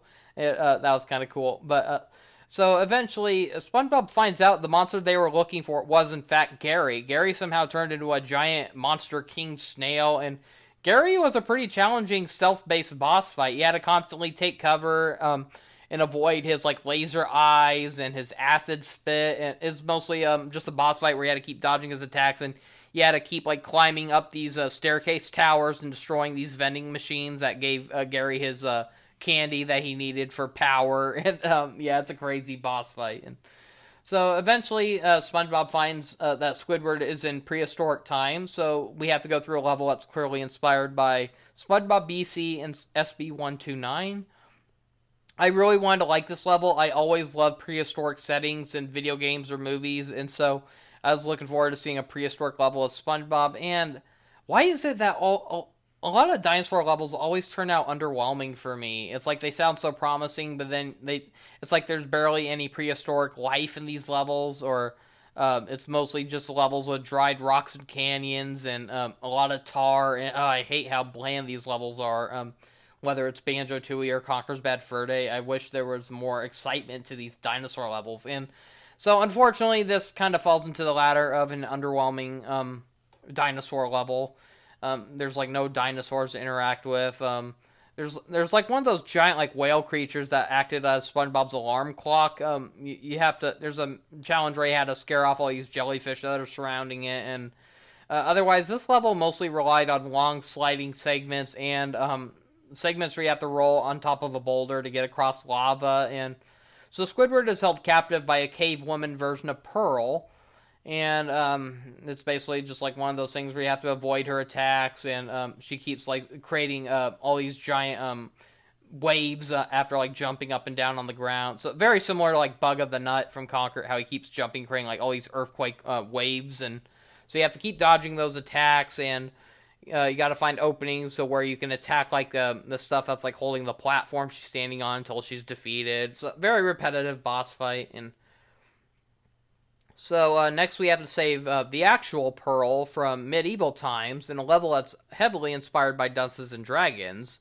Again, I kind of wish they just took the setting from that game and retold that story in a playable form with extended content. It would have been fun to see like some of the same characters, and like you don't get the giant dragon jellyfish, unfortunately. You don't get Plankton as an evil wizard. It's like Pearl and Squidward are like some of the only characters I remember actually appearing in this. Squidward was like the guard of, well, he was like the gateway guard in preventing you from going inside the castle, and Pearl is just portrayed as the spoiled princess who doesn't want to leave this world, and she kicks you out. Like early on the level, you're going down like all these giant sliding segments across rainbows and clouds. You find Princess Pearl. She doesn't want to leave. She kicks you out and throws you far away from the castle. So SpongeBob and Patrick have to find a way to get back into the castle and bring her back home. And so it's mostly just a long, drawn-out quest just to get back inside the castle, which you were at to begin with, but you got thrown out so quickly. So yeah, I wasn't a huge fan of that level. I really wanted to like it, though. I like the setting, though, but I wish it was a little more exciting story-wise. It was no Dungeons and Dragons, that's for sure. Like, Dungeons and Dragons was just a fun episode showing, like, what it would be like for SpongeBob and Patrick to be in, like, a world similar to Dungeons and Dragons, you know, and I didn't get that kind of charm with this level, and I was really hoping I would have, but so the final level was a welcome one that was teased early on in the game, for that matter, Glove World. So it's nice to finally see a video game where Glove World is an actual level. This is a more morbid version of it, so it kind of gave me Epic Mickey vibes, how that whole game is like you're in warped versions of Disney park locations. And so Patrick disappears in this level, so SpongeBob needs to find both him and the Krusty Krab, who are hidden at the end of this level. And there's a lot of familiar locations in this level that are straight from a lot of the Glove World inspired episodes. There's like the mitten ride that you actually get a ride for a little mini game. It's optional, but you just have to slowly go across like a roller coaster and jump to collect like these little tokens. And if you win, you get a doubloon. They even have the Tunnel of Glove from the Tunnel of Glove level, and that's like a long part of the level. Like you gotta keep platforming across like all these different little boats hopping across the river, and so too bad there was no Fiery Fist of Pain segment. That's quite unfortunate. But there even is a reference to one of the later episodes. I wasn't a fan of this level, but there is a boss, not a boss, but there is an enemy gauntlet part where you have the 5 waves of enemies, and you have to do that in Glove World Jail. Like there's a whole episode where SpongeBob and Patrick got arrested and were sent to Glove World Jail. It was a really bad episode. I hear a lot of people say it was good. I thought it was terrible. But, so anyways, it turns out the villain of this level is Glovey Glove. He was like the Glove World mascot introduced in the Roller Cowards episode, and so he was the one who took Patrick. He grew a grudge over SpongeBob ever since he broke the fabric of reality, and so people would rather explore all these different portals of different worlds instead of return to Glove World. So Glovey got so tired of it to the point where he stole SpongeBob's best friend, basically, and Glovey is, like, really obsessive in this. Like, he is just, like, psychotic. It's kind of funny. It's just, like, a giant, glove mascot costume. Has, like, a permanent blank smile on his face. And he just sounds like a really pissed off Mickey Mouse, like, swearing at SpongeBob and vowing to get revenge on him. It was so unexpected, but so hilarious. And overall, this was a fun, morbid take on Glove World. And that boss fight against Glovey was just so funny and creepy at the same time. Did not see that coming. Speaking of not seeing something coming, let's talk about the final level. So, once all the levels have been completed, Neptune finally confronts SpongeBob for messing with his bubble soap, only for Cassandra to rise up with the power she got from all that cosmic jelly SpongeBob collected. And so, upon seeing Squidward's rage with SpongeBob for letting this happen, Cassandra decides to use Squidward as a vessel to use as a weapon against SpongeBob, and she transforms him into a giant Splatoon-looking like monster, and like, he looks like a boss fight straight from Splatoon, and so I was not expecting Squidward to be the game's final boss. I was thinking this would just be a boss fight before the final boss, but to find out this was the final boss, it was it was pretty rushed and very underwhelming, I'm not gonna lie.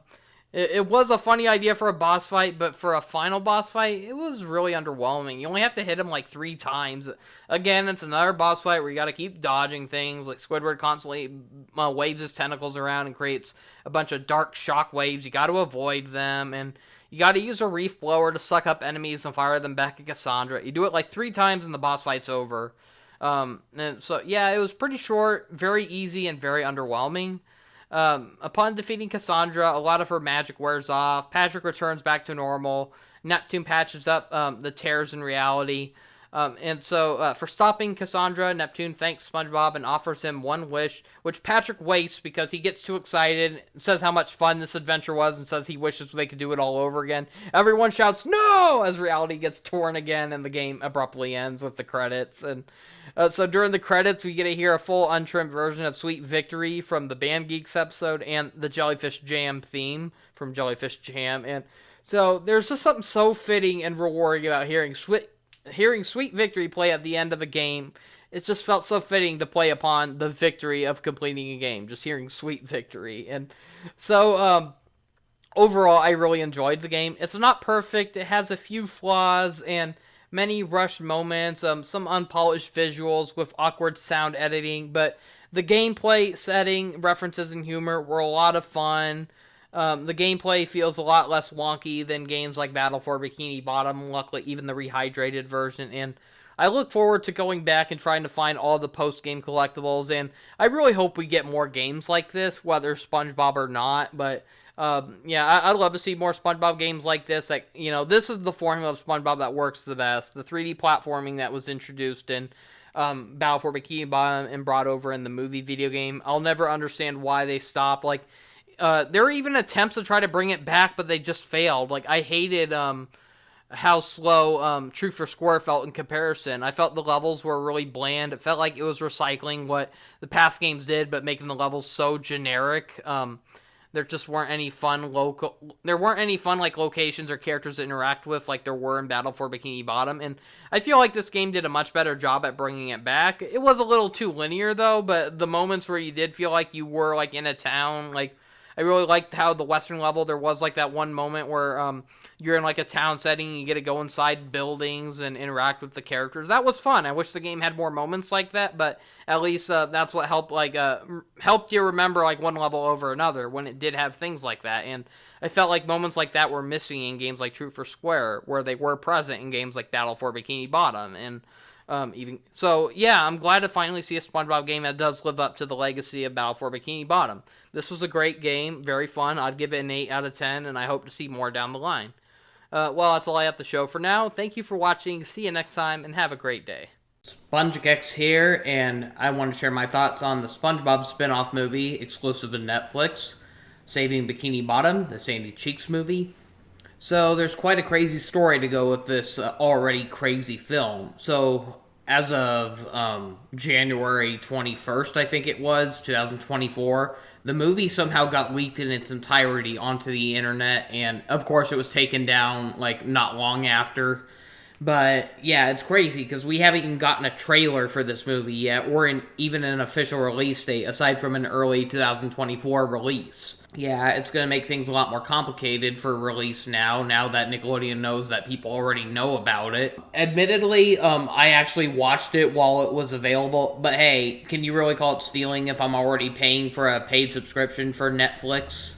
So, I mean, the movie's going to end up on there sooner or later, so I just decided to watch it before it left. I wanted to do a review for it, but as of recording for this video, I'm not releasing this video until I know for sure that the movie is officially released, unless Nickelodeon for some reason canceled it, because, I mean, the reason behind this leak is such a mystery. People are wondering, like, did the person who leaked it, was he like someone who was about to be fired from Nickelodeon? This was like a rebellious act they did before leaving? Or was the movie canceled and someone decided to just release it because they didn't want it to end up like the Warner Discovery movies that got canceled and never to see the light of day, you know?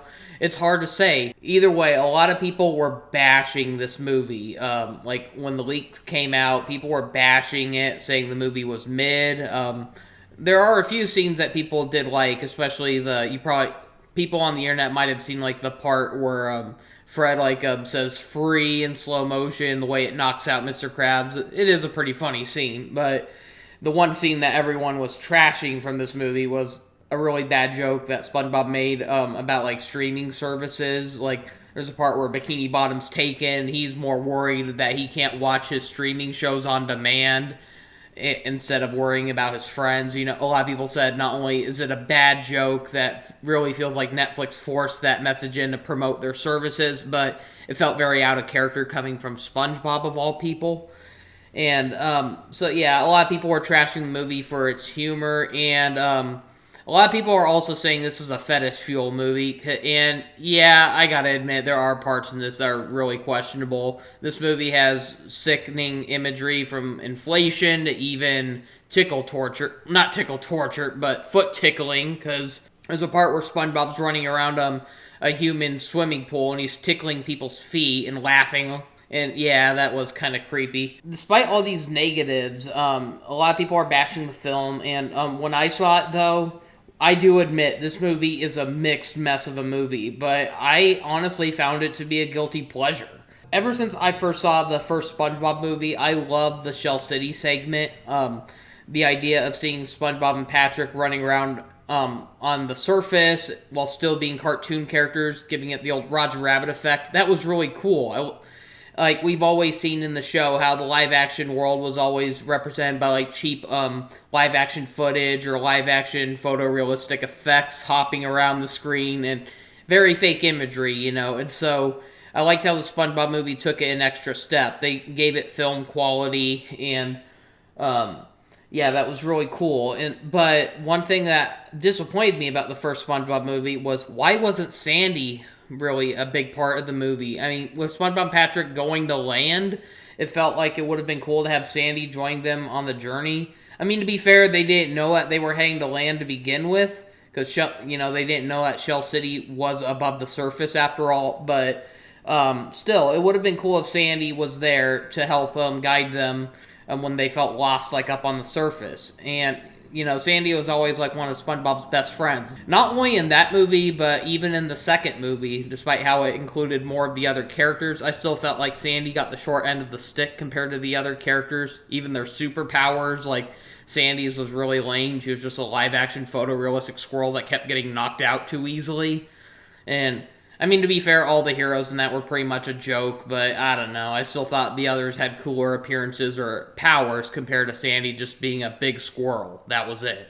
And so, admittedly, they did give Sandy a slightly better role in the third movie, but the third movie was kind of underwhelming. And so, the fact that they finally gave Sandy a movie and it's exactly something of, not exactly, but it is something I somewhat envisioned, but not quite. And I thought, like, after I reviewed this film, I would share my thoughts on how I would have made a movie like this, because for years I wanted to see a live-action animated hybrid movie of Sandy having to go back to Texas for some reason, and SpongeBob joins her on a wild adventure. And the fact that we finally got a movie that takes place in Texas with SpongeBob accompanying Sandy, and except it doesn't quite go the direction I would have wanted it, because the way I wanted it, it would have been more of an action-packed, like, adventure kind of film, with a lot of comedy sprinkled in, and I wanted it to have sprinkles of Sandy's backstory exposed, and we'd get to meet Sandy's family and stuff like that. And surprisingly, a few of those elements do make it into the actual Sandy Cheeks movie, but not quite the way I would have fleshed it out, you know. But another major complaint people have about this movie are the visual effects, mainly the CGI, and I gotta admit, it's all over the place. I think for the most part, the characters look fine, and their expressions and animations are really good, but it's the blending with, like, the realistic CGI backgrounds and a few other CG effects that look really off, but, like, a lot of people particularly have a problem with the main villain. Like, there's a part where, towards the end, where a reveal of her has a lot of CGI effects, and a lot of people are trashing it, or she even had a flashback to when she was a little girl, and they just took the actress's head and just, like, did some really bad CG effects over a little girl's body, and a lot of people are wondering why they did that, and so a lot of people are trashing the film for its questionable visuals, but to be fair, SpongeBob's visuals when it came to live action was never good to begin with. Look at the, you know, the early series, like whenever they had, like, live action photorealistic cutouts of, like, human sea creatures just hopping around the screen. Like, you know, it's like during the Texas episode, during Sandy's Texas song, how you saw, like, photorealistic squirrels that were supposed to be Sandy when she's up on the surface. And it's like, it was never realistic. It was always cheap effects, and so all of a sudden people are making fun of it or saying, like, why did they give the old show a pass, but then when they do it in CGI, oh, that's going too far? I honestly think people are overreacting, and that people are saying this is a theatrical movie, and no, it was technically a straight-to-TV movie made for Netflix, so it's somewhere in between a TV movie and a theatrical movie. It's got a higher budget and quality than a TV film, but it's not quite theatrical quality. It's somewhere in between. And I felt like for a Netflix movie, it was alright. I mean, the effects were pretty bad, but they're not like knockoff movie bad, you know? It's not like something you'd see in a bargain bin at a Walmart or anything. The film opens up, admittedly, kind of questionable, where, not very good in other words, where Sandy emerges from her tree dome. She starts singing a song about how she's a land creature who lives underwater as all the other sea creatures join her on her musical number. And for, the song itself is not very good. There are some neat little animations here and there, though. But right away, though, a lot of people are going to be like, what the heck is going on? Suddenly, Sandy has a mechanical horse named Sparky. And don't worry, though, he's not in the film for very long. But at the same time, a lot of people are questioning, like, who is this horse? What is this horse? Why is it here? It comes across that, like, Nickelodeon felt like this movie needed a marketable gimmick I mean, they've done it with other Nickelodeon movies, like the Rugrats movie had the Reptar wagon, the SpongeBob movie had the Patty wagon, and so for the Sandy Cheeks movie, a mechanical horse named Sparky. Except, what was the point of this character? It really felt like Nickelodeon mandated that they had to have like some kind of gimmicky character who could sell toys or hype kids into wanting to watch it for some reason. And I can tell like it's like the animators or crew behind the movie just didn't give a care. And so they just made this mechanical horse, just put him in the intro, a little bit at the end, and then just scrapped him through the rest of the movie. It's like, there, we made your mechanical marketing ploy. Now, let's get on with the movie. And you can tell there were a lot of ideas that must have been scrapped from this movie, because the movie is a very disjointed mess at times. But yeah, why did they put so much effort into creating like this robotic horse character if he doesn't amount to anything? But personally, I'm just glad that he didn't have a big role in the movie. But it's still, you still can't help but question, why was he even here to begin with? The movie would have just been better off not introducing this character. It added nothing to the film. It's like you think they would have at least saved it for like an action-packed climax. I mean, it's only used for a little bit at the beginning when Bikini Bottom is suddenly being abducted. And so Sandy rides Sparky and she captures SpongeBob and rides him to safety. That's all Sparky is used for. Suddenly he gets cut in half and his later half is like captured with the rest of Bikini Bottom and taken to the surface by a giant tractor claw, and so Sandy and SpongeBob have to adventure off to the surface to get it back, and Sparky stays behind until they can return with his butt, basically. And yeah, what was the point of Sparky? It makes no sense. And so, yeah, like I said, Bikini Bottom got abducted, and Sandy notices that on the claw that took them, it said Boots on it, and she recognizes that Boots is the company she works for. And she's questioning why they abducted Bikini Bottom, and she tries contacting two of her co-workers who happen to be humans, and she isn't able to get a hold of them, but she gets a message about the project that's currently going on at Boots and how it's being run by like a new manager named Tsunami. And so Sandy is puzzled by this, and she decides that she's going to adventure to Texas herself and not only find out what's going on, but rescue Bikini Bottom, and SpongeBob tags along with her. It's like, I was shocked to see that at first, because it's like, oh, that's part one of the movies I've always wanted to see as a kid. A movie where Sandy and SpongeBob adventure through Texas. And it's like, oh, finally, we're getting a movie like that. Closest thing we got to it was that terrible episode tease called Rodeo Days, where SpongeBob thought Sandy was in trouble because she said she's going to a rodeo, and that was an awful episode. Don't remind me of that. Like, ugh. Such an underwhelming episode. It's like it had potential and it wasted it. It's like, this is an idea that should have been saved for a movie. But yeah, so SpongeBob and Sandy, they manage to ride like a geyser while riding clams to surf the geyser up to the surface. And Sandy reveals suddenly that she's a flying squirrel as she gets out of her air suit and pulls out her wings, not wings, but like the gliders, the arm flaps that flying squirrels have. And so SpongeBob rides on her back as she glides him on top of an airplane to hitch a ride to Texas. And so throughout the movie, we get many cutbacks to, meanwhile, what's going on at Boots Laboratory. Apparently, the laboratory is also part of a water park. And so we see how there's a plan run by this woman named Tsunami, played by Wanda Sykes, and I honestly had no idea it was her until the credits revealed it. I just didn't recognize her, looking like a RuPaul drag queen, and I didn't even recognize her voice. And, it's like, I'm usually familiar with her voice. Like, she's the voice of Stella the Skunk from Over the Hedge, or Bessie the cow from Barnyard, but I did not recognize her in this movie until the credits point out it was her.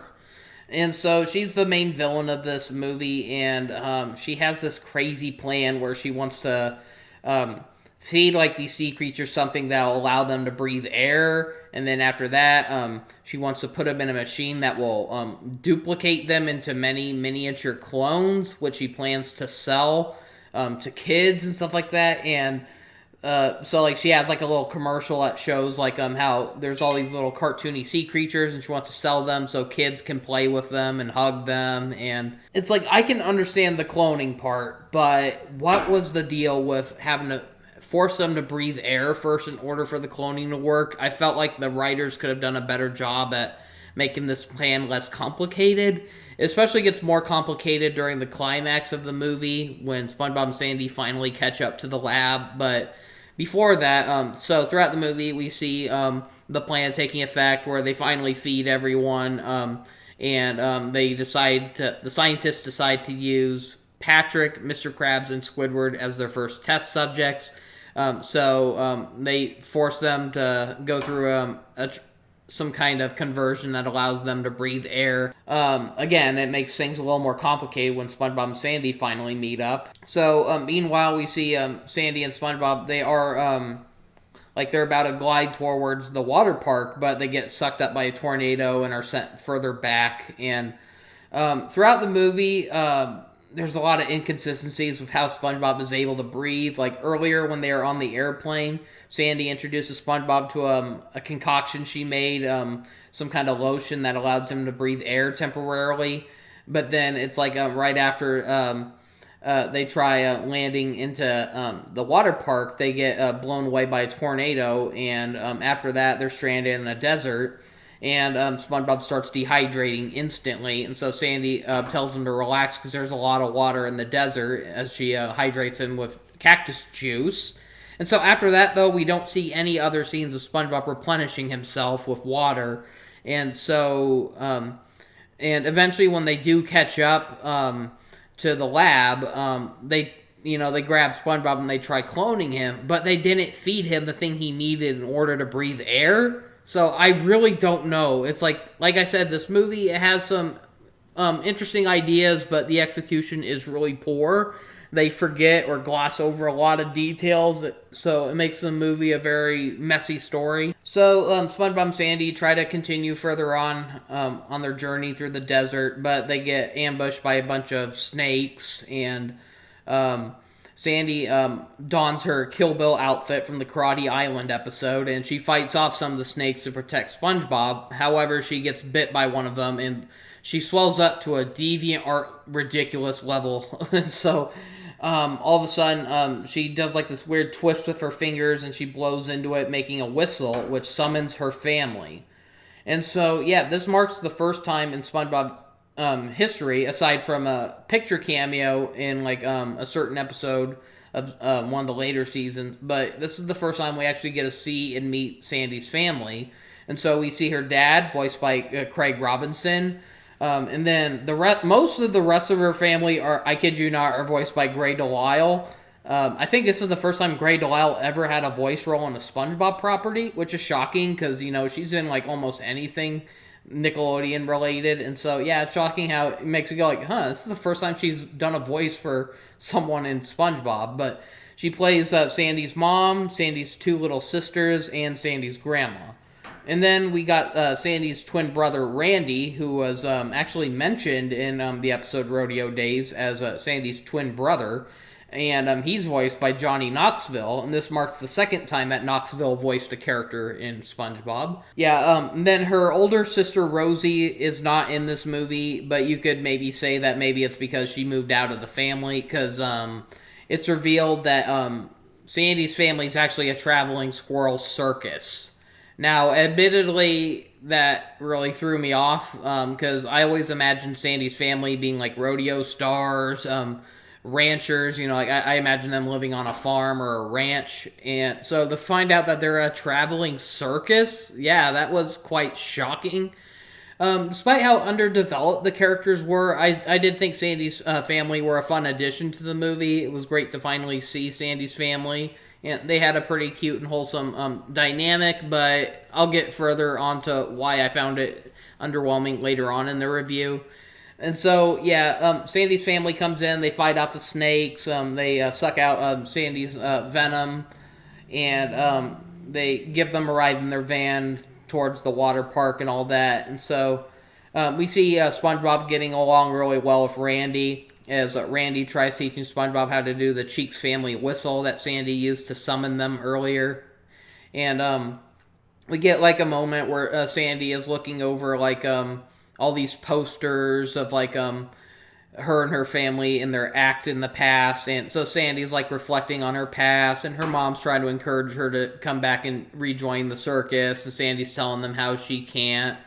And so you think like there would be some kind of family dynamic, like one of them doesn't agree with Sandy's life to live underwater, but no, we don't get any of that. Although Sandy's mom tried welcoming her back into enjoying the circus life, it's like when Sandy refuses, the mom, tells her that she respects her life choices. And so it's like, it's kind of relieving that we don't have to have any forced family drama that makes everything so negative and moody. But at the same time, it's like, it just feels like they wasted potential for good storytelling here. It almost makes you wonder what was the point in including Sandy's family, aside from being a deus ex machina during a few scenes.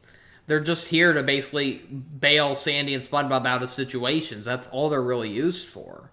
They were still, fun and entertaining characters. Like, I can imagine little kids being entertained by Sandy's family with their acrobatics and, fast-paced antics and all that. But, yeah, I felt like they could have done more with them. And so, meanwhile, we get, like, a crazy chase scene where a ridiculous amount of, like, police officers in both cars and helicopters start chasing the van.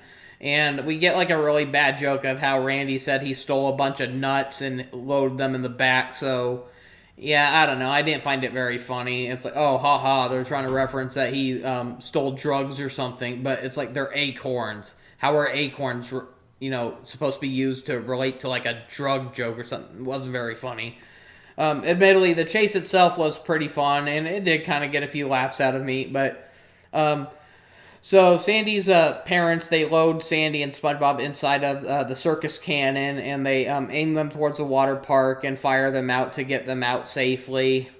And so, once again, SpongeBob and Sandy are back onto the adventure, and they land in the water park. We get a creepy scene of SpongeBob tickling people's feet while running through the pool, but we get another funny chase scene as Tsunami's pet Pug starts chasing SpongeBob and Sandy, and so Sandy then reveals that this is exactly why she left to live in the ocean. And I don't know, I found that kind of underwhelming. I always wanted a more personal and possibly emotional reason for why Sandy left to live in Bikini Bottom. Instead, they used it on a joke of, because dogs chase squirrels up on the surface. That's the whole reason she moved, just to get away from dogs. I found that kind of underwhelming. Admittedly, the chase scene with the pug was really fun, though, and I couldn't help but laugh at the scene where, so they run up like a water slide, but the pug manages to catch up with them, so Sandy once again pulls out her glider arms, and she and SpongeBob start gliding to safety, but then they turn around and see the pug is after them, and it's riding a hang glider, and that gave me probably the biggest laugh out of the whole film. It just came out of nowhere, and, I like how, I'm not saying that it doesn't look like they didn't use CGI, but I like how for most of the scenes, it looks like they actually used a real dog during these scenes. And, so yeah, that was pretty funny. And so the pug manages to chase them through the sewers, and, Sandy and SpongeBob follow one of the pipes until it leads them into the kitchen sink of, not the kitchen sink, but the lab sink, inside the laboratory. And so they manage to find Bikini Bottom and SpongeBob reunites with his friends and all that. And as they try figuring out a way to free everyone, SpongeBob gets captured and he gets put on this little roller coaster that will lead him straight to the cloning machine. And like I said, he didn't eat that thing he was supposed to be fed in order to start breathing air, which they made it sound like it was necessary for him to be cloned.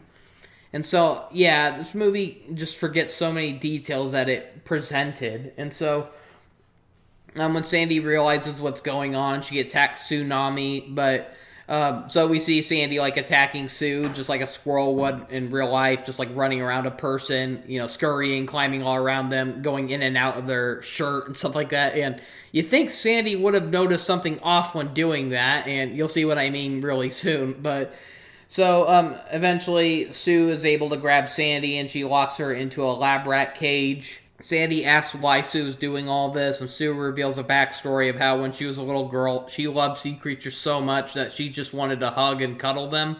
However, the thing with sea creatures is that they can't survive on land. They will die. And so she's been trying endlessly to find a way to make sea creatures be able to breathe on the surface, and she wants a way to be able to duplicate them and sell them, so everyone can love sea creatures just as much as she did. And she reveals how all the years of research decayed her body, and so she takes off her lab coat and reveals that everything but her head is animatronic. And so this is what I mentioned when I said how a lot of people were bashing the CGI in this film, especially when it came to the main villain. A lot of people are saying it's like Shark Boy and Lava Girl levels of bad CGI.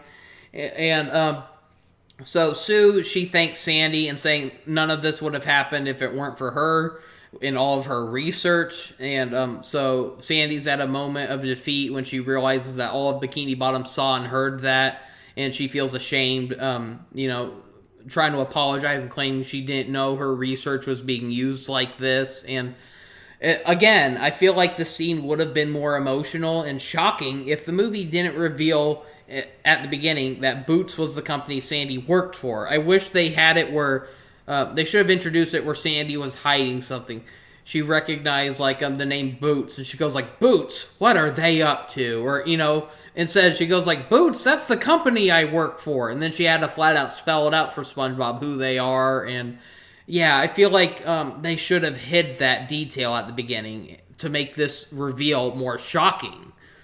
But so we see how everyone they're disappointed with Sandy. Luckily, they weren't mad at her. Usually in any other movie, this is where everyone would start hating the character. Instead, they're understandably upset or disappointed. They lower their heads and their eyes get bigger and more shinier. It's like they're just saddened to hear this. They're not angry with Sandy though, and so we get this really trippy and really creepy scene where SpongeBob ends up getting divided into many, multiplicated copies and stuff like that. And we see pieces of him falling off as they keep spreading into smaller little SpongeBobs that keep laughing in high-pitched voices. And SpongeBob's starting to lose his memories while all this is happening until he explodes into what could otherwise be considered a gory mess, but in a kid-friendly form, as we just see many versions of him gushing out blood. And yeah, it's a really messed up scene. And fun fact, though, was that this was part of a storyboard that was leaked a few years ago. I remember how people were spreading it around, and YouTubers were claiming this was a deleted... this was a storyboard of a climax for a scrap version of the third SpongeBob movie. But I'm guessing a lot of people didn't actually get their facts straight. They were just making up stories, because obviously this wasn't a scrap scene from a scrapped third SpongeBob movie. This was flat out... a leaked storyboard for an upcoming Sandy Cheeks movie, because the visuals of this scene match directly with those storyboards. And so, who knows though, maybe this was originally meant for a third SpongeBob movie, but despite how they scrapped the film, maybe they liked the idea of this laboratory scene, and they wanted to repurpose it into another movie, and they thought maybe it would work perfectly with the Sandy Cheeks movie. Hard to say, but... So yeah, the original SpongeBob is supposedly dead now, and all that remains of him are all these multiple high-pitched laughing copies of SpongeBob, and everyone mourns the loss of SpongeBob at this point. Sue's pug manages to knock over the container, keeping all the tiny SpongeBobs, and they all manage to break free. And so, meanwhile, one of the little SpongeBobs goes to Sandy in her cage. Sandy just slowly starts walking on the hamster wheel, feeling like she's better off being a useless rodent than a scientist. And the little SpongeBob tries encouraging her to shape up and help save Bikini Bottom. He's saying how, Bikini Bottom needs her and she needs them. And he mentions how all of Bikini Bottom is her family and they're counting on her. And so Sandy manages to, get cheered up by SpongeBob's heartfelt speech, and she ends up coming up with a plan to fight back. And so she manages to get on the back of Sue's robotic body, and she starts causing her to go haywire. And eventually it leads to Sue's head popping off, and it flings off, and it lands right in the mouth of one of her CGI monster fish pets. However, because this is a kid's movie, the fish doesn't actually eat her. Instead, it just holds her head in his mouth, and we get this really weird scene where Sue's then looking up at the fish and saying how she's now a fish. It's really stupid, but so Mr. Krabs notices that when the little SpongeBobs bump into each other, they merge into a bigger SpongeBob, and so he tells everyone to gather all the SpongeBobs and merge them together, so in hopes of getting SpongeBob back, and everyone succeeds, and SpongeBob returns back to his old form and size. But the globe holding Bikini Bottom starts leaking, and they have to try to get it back to the ocean in its original spot before it cracks and everyone dries up in the Texas air. And so Sandy figures she's going to need help from her family, so she tries doing the Cheeks family whistle, but she lost a tooth during all this madness, and she can't do the whistle anymore. So SpongeBob dramatically tries doing it, and he succeeds. Both Sandy's family and her family in Bikini Bottom, they work together to try to get Bikini Bottom back to the ocean. They manage to build some kind of rocket contraption that can be powered by running on it. And so she has her family and her friends at Bikini Bottom running at the same time in order to power the device in order to get the globe of Bikini Bottom back to the ocean. And so they manage to succeed as they crash land back into the ocean, perfectly realigning to where they need to be. And the movie ends with Mr. Krabs hosting a family circus at the Krusty Krab, featuring Sandy and her family, as Sandy and her friends reprise the film's opening song, and that's the end of the movie. And so, like I said, I don't think the movie's as bad as people are making it out. It is a very messy film, though. I can't even say it's technically a good movie, but I found it to be a guilty pleasure, though. I thought it was fun. I can definitely imagine kids would really get a lot of fun out of this. And, that's really what shocks me about this, because, I hate modern SpongeBob. I cannot stand most everything past season 10, and I just hate how over-the-top random and nonsensical it's gotten, how over-the-top gross it's gotten, how the characters are all just constantly making these cross-eyed, stupid looks, and it's just nothing but the characters constantly shouting. It's like there's no clever writing anymore. It relies too much on just past nostalgia without understanding why people love that nostalgia to begin with. And, don't get me started on the Patrick Star Show either. It's just it's basically the worst aspects of modern SpongeBob multiplied to an even more annoying degree. And so the fact that I was able to watch the Sandy Cheeks movie, and while it is really crazy, it still somewhat reminded me more of the SpongeBob I grew up with. It's I watch modern SpongeBob and I wonder, how is any kid supposed to grow attachment to the show? I can look back at the original show and I can point out why it appealed to so many kids and even why it appealed to so many adults. But you just watch the modern SpongeBob where it's just so brain dead nonsensical. It's how can kids even find this entertaining? And so I can watch the Sandy Cheeks movie with all my hatred of current SpongeBob, and I can see why kids would like this. And yeah, I don't know. I just didn't find the movie as bad as everyone else did. I do admit it is a flawed mess. There are parts in this movie that don't necessarily need to be there. But I somehow found this more entertaining than the SpongeBob movie sequels themselves, especially Sponge on the Run. That was kind of disappointing. Anyways, here's how I would have done a Texas or Sandy Cheeks themed SpongeBob movie. My idea has a lot of similar ideas, but very different execution. So imagine the movie opening up where Sandy bursts into the Krusty Krab or somewhere in Bikini Bottom, and she wants everyone's attention as she has a very important announcement to make. And she reveals how all her years of research as a marine biologist led to this moment, where she reveals that she unveiled to her bosses back at her job in Texas that with all her research, she wants to make a place that can try to unite both land creatures and sea creatures. And so she proposes a theme park that it takes place in Texas, but it's completely underwater. So think of it like the opposite of Sandy's Tree Dome. Instead of a dome filled with air, it's a dome filled with water up on the surface. And so she wants to make a park where like land creatures can dress up in scuba gear and they can explore the ocean in the comfort of Texas. And so she wants to help land creatures be introduced to all the wonderful things she's discovered in Bikini Bottom, like jellyfishing, SpongeBob's bubble blowing, and she even wants Mr. Krabs to endorse the Krabby Patty to be officially sold there. Mr. Krabs loves the idea of spreading the Krabby Patty to a wider audience. And so, of course, he's in if that means more money. And so SpongeBob, Patrick, Mr. Krabs, and Squidward are invited to go see the grand opening of the park. Well, not necessarily the grand opening, but mainly like the testing phase. They're able to see it early and try to get like feedback on it.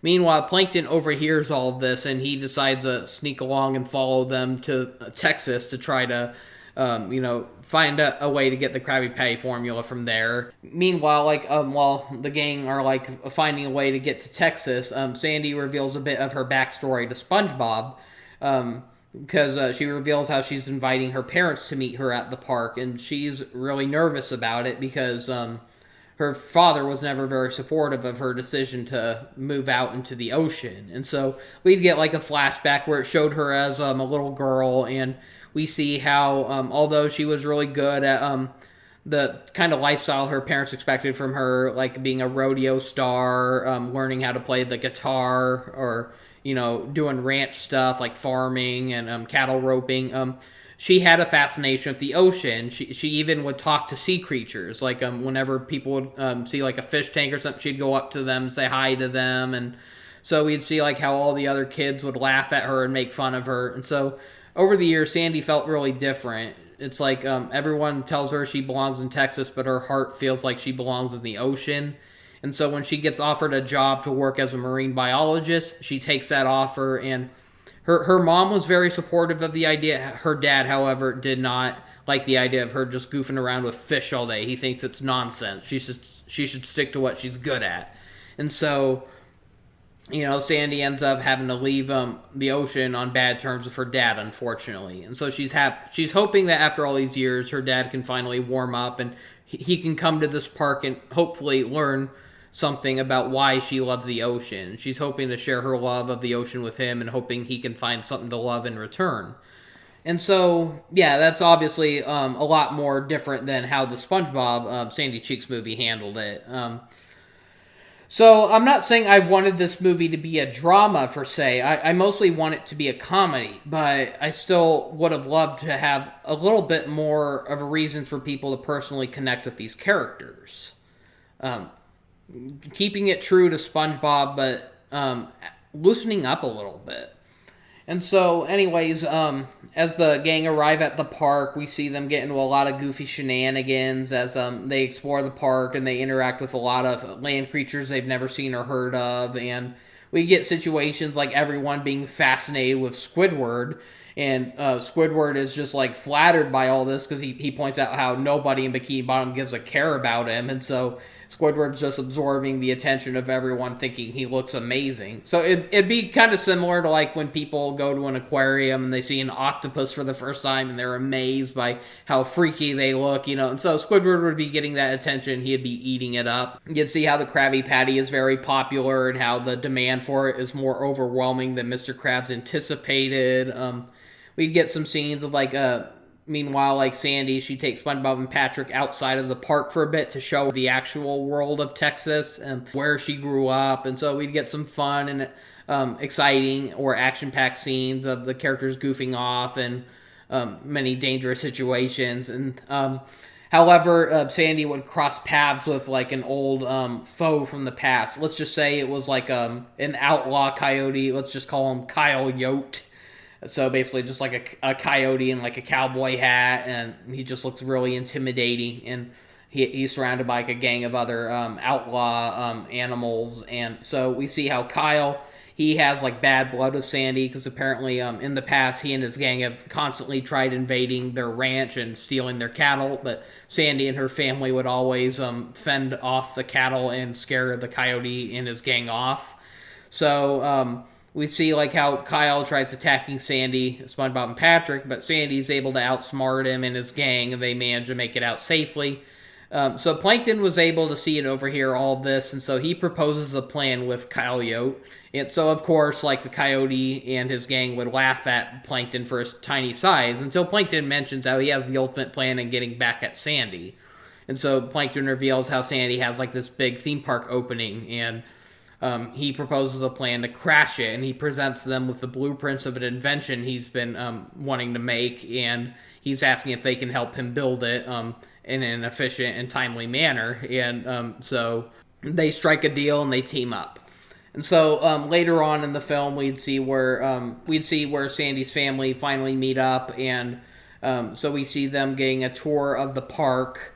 And so we see how the rest of Sandy's family is absolutely enjoying this experience, like learning how to jellyfish and eating a Krabby Patty. But we see how Sandy's dad is just not caring about any of it. And so things will eventually escalate to where Sandy and her dad get into a big argument. But while this is happening, suddenly, like, the dome that is keeping the park underwater, it crashes open as Plankton and Kyle appear in a giant mechanical bowl. Like think of it like a giant weaponized tank, but it's shaped like a bowl. And so they burst in and they start trashing the place and raiding the place. And so Sandy ends up fighting Kyle one-on-one. We get like some action-packed parts of them like fighting across the theme park, like think of it like kind of like train fights, but they might be like fighting on a roller coaster, then fighting on a Ferris wheel. Just all this crazy fast-paced fight scenes. And then we get like a really suspenseful part where when it looks like Sandy has the upper hand, she manages to get taken down at one point, and Kyle, he has her pinned to the ground. He stomps on her helmet and cracks it, causing Sandy to start drowning. And so we then see Sandy would then witness Kyle kidnapping her family, loading them into the metal bowl, and driving off as Sandy fades out. So eventually SpongeBob is able to come out of hiding. He sees Sandy drowning, and he manages to drag her out of there back onto the land surface so she can breathe again. And so after all this, Sandy feels defeated, but SpongeBob, Patrick, Mr. Krabs, and even Squidward try cheering her up. So meanwhile, Sandy finds a message that was left on her helmet, and it says to bring the Krabby Patty formula to her family ranch if she ever wants to see her family again. So Sandy wants the group to be basically like a distraction for Kyle and his gang, while Sandy tries sneaking around to free her family. Sandy manages to succeed in saving her family as her dad apologizes for everything. The two make up. But meanwhile, eventually, they all get exposed, and so we get like a big climatic fight like on the ranch. And so it could be both funny and action-packed. Like we could get like a moment where Patrick lets loose like all the cattle, and he starts riding them to ram through a bunch of Kyle's gang, and meanwhile we'd get like another one-on-one with Sandy as she's fighting off Kyle, but this time she has her family backing her up, and so they all manage to defeat Kyle and his gang and Plankton. They manage to capture them and leave them for the authorities to deal with. And so it'll cut down like a few months later, and it's shown how the park finally reopened. And so we see Sandy being both flattered and amazed that her dream finally came true, as her park turns out to be a success, and she's happy to see a bunch of land creatures and sea creatures peacefully learning from each other and enjoying their experiences. And so SpongeBob feels like now that Sandy's dream came true, he feels like she has no reason to come back to Bikini Bottom, and he prepares to say farewell to her, but Sandy reveals that she's not going anywhere. Because while she loves both Texas and this theme park, she reveals how, she loves her home at Bikini Bottom, and that's where she plans on staying. And so she manages to get like a heartfelt farewell with her parents and the rest of her family as she adventures back home with SpongeBob and the gang back to Bikini Bottom.